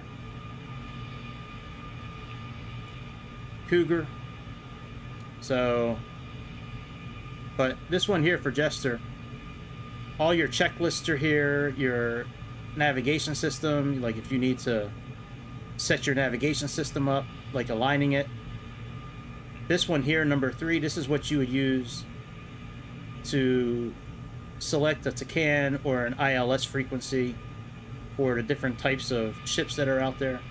We can't do it with the moving carrier. Moving carrier, there's no ILS frequency or TACAN available.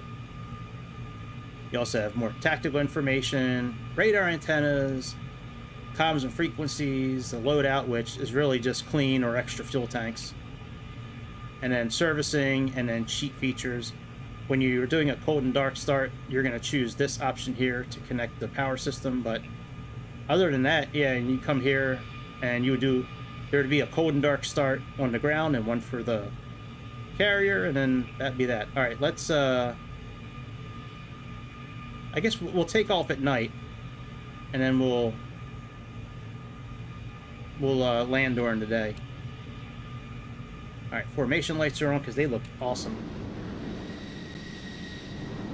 All right, so the ship is heading 287. We need to head on a bearing of 311 to get there. We're 21 miles away. When we get a little closer, we're gonna click align the wind, and that's going to rotate the ship, so we have, you know, a good angle for the wind. All right, release the parking brake, give it some throttle, afterburners.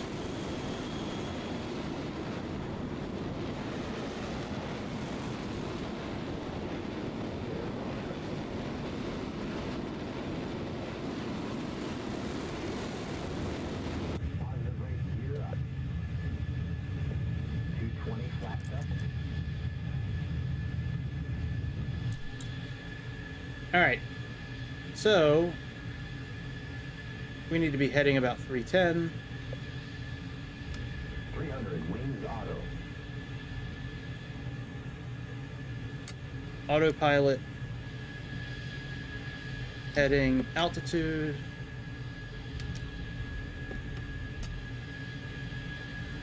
Yeah, the wings auto button is right here. This one right here. You got manual, auto, and there's another setting that's available too. All right, let's turn the lights on.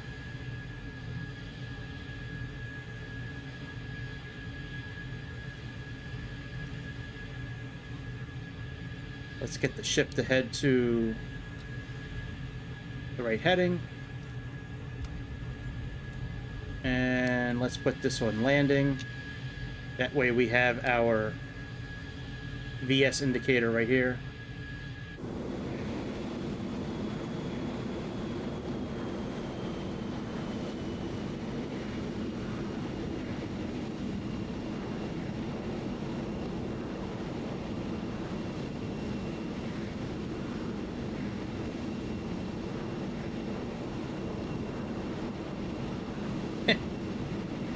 Going too fast to put the speed brake up.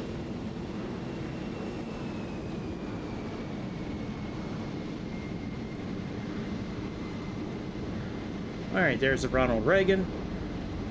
CVN 76. I believe that's what it is in real life as well. I'm trying to close it. It's not letting me close it. Alright, there we go. So he's heading 117, so let's go around him. So we're coming up on the bow, the front of the ship, I believe.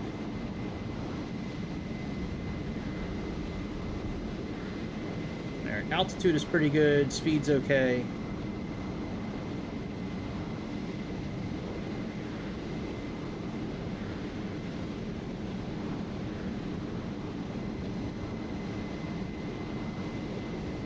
Alright, let's put our landing gear down. We can put the hook down. We don't need to put the hook down, but let's just do it anyways. With these Miltech carriers, you have an option of the old style arrestor cables or the new style. The new style, like I have opted for, you can land anything now on the carrier. So you can land... I landed a 747 on it one time. You can land pretty much anything you want on it.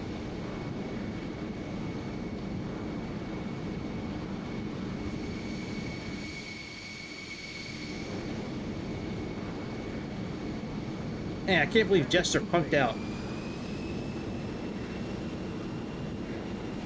We probably would be just getting ready to go, like, line back up with the other carrier at this moment. Going 100 miles in this thing is like, takes like 10 minutes.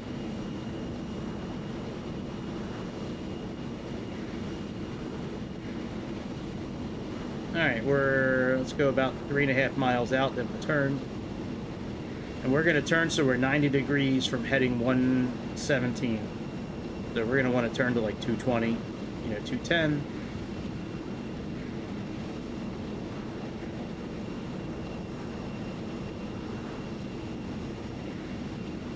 And then once we get on that heading, then we want to get the bearing and the heading to line up a bit.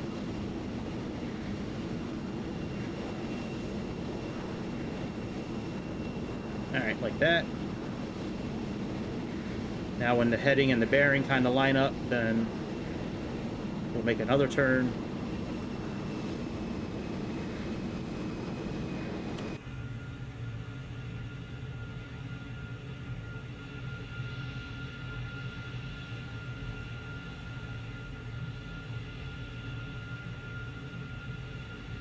We're going fast. The icon on the left of the glass is showing us that. There's two little red lines.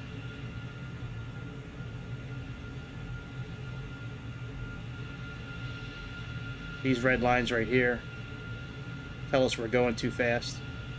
If they were green, it's good. Yellow is too slow. I'm sorry, yellow is good. Green is too slow. Alright, we're too much starboard.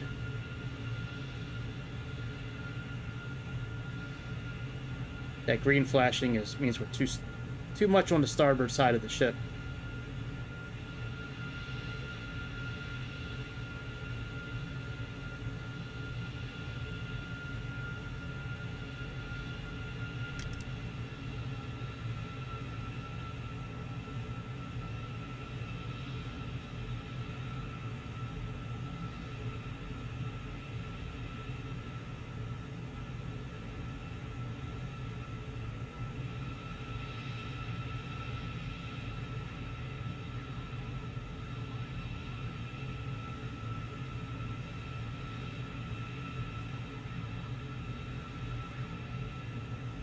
You always tell me to wave off, dude. I'm not waving off. That was a good landing. Always tell me to wave off. That was almost perfect, by the way. All right. I'm getting out of here, guys. It's been a long night. Been a long night. Very frustrating in the beginning, but we did it. So I'll be back tomorrow for sure. I have a few things to do in the morning, but I might be back on by like 11 o'clock-ish tomorrow. Maybe noon, East Coast time. Maybe we'll try that landing again in China. Maybe we'll try the one in Paro. But yeah, man, tonight was after the beginning. It became really fun. So I'm glad we did it. Depending on where you're watching me on, you can definitely click on something. Follow me on Kick. Leave a comment. We got likes, subscriptions, super chats, super thanks, comments, thumbs up, subscription. Just, you don't need to click on a lot of things, but just before you leave, just click on one thing if you haven't done it yet. Other than that, my friends, I will see you tomorrow. Thanks for hanging out tonight. Cowboy, it was good as always to see you, my friend. I will see you all tomorrow, and hope you have a good rest of whatever is left on this Monday, and hope you have a good Tuesday. I'll see everybody tomorrow. See ya!